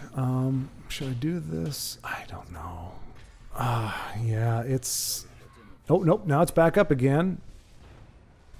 I don't know what's going on, folks. I apologize. I've already talked to my brother-in-law. We're going to make sure we got really good internet. He needs it. I need it for uploads and downloads. So once we move, we shouldn't... Yep.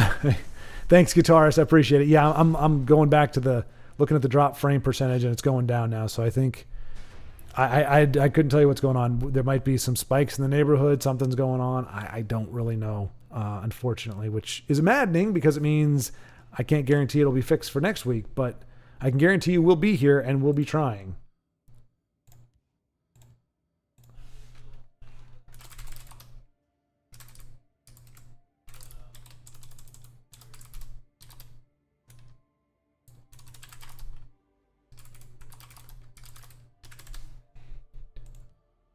All right. Yeah. So, I mean, the game is still running. So we've got enough bandwidth for that, but yeah, I just watched the drop frames got up to 99%. And when that happens, you're really not going to be seeing a whole heck of a lot. So so I'm going to definitely finish finish reading chat here. And then, we might call it at that point just cause I don't know what the heck is going on. Short, imagine them in a sauce, mushrooms that is, and now in a pancake. But I think I see... No, that's an American pancake. See, I knew it, Baldrick. I knew it. I knew there had to be something. There's no way we were talking about the same kind of pancake. Because I know, because you have like potato pancakes, potato latkes, I believe they're called. They're completely different. I mean, they're completely different from like the pancake, but still called a pancake. So I assumed, and those actually might be good with mushrooms. So yeah, I now everything is das ist klar. Lots of things are making sense now that I know you're talking a different kind of. I think it's WHIFF, but it doesn't matter. If you were just trying to look for that. Regarding strange foods, has anyone tried sour cherry soup? It's a part of a cold soup family. Tried in Hungary, not bad. I would be willing to try it because I like sour and I like cherry. So I'd be willing to give it a shot. I wouldn't anticipate loving it, but I wouldn't be surprised if I did. There we go. Okay, so I'm glad I used pictures. Jonas, I know. I can't even eat those too thick. Tried them once, as mentioned before, drenched with Nutella. I left the plate half full. European pancake looks more like a thin tortilla wrap. So more like a crepe, I think. The contents, like mushrooms with sauce or melted cheese, are wrapped inside, and cream, ground walnut, honey, or something like that are put on top. Okay, yep. Now it's all becoming clear. Pure willpower. The only thing Invade doesn't have is card draw, but they always win before they run out of cards. Well, pure willpower, but they have the 2 or 3 cost? That's Invade, draw a card, or draw a card, Invade, however you want to think of it. So, I mean, they don't have a ton of it because most of that's in agility, but they at least have 3 cards that are specifically draw cards and invade. And that's part of the problem. It just feeds the machine. Baldric, they have that one action that draws them. Okay, yep, there you go. Draws them a Daedra and invades. Oh, and that support 2 cards too many. And also the action that costs 10 or something like that invades and spawns random Daedra. Yeah, that's like the end of the world or something. All right, we made it through chat, and then it got disconnected. So now we're going to go. Okay, so now we got a stream of other chat. Wait, it's still the same thing. There we go.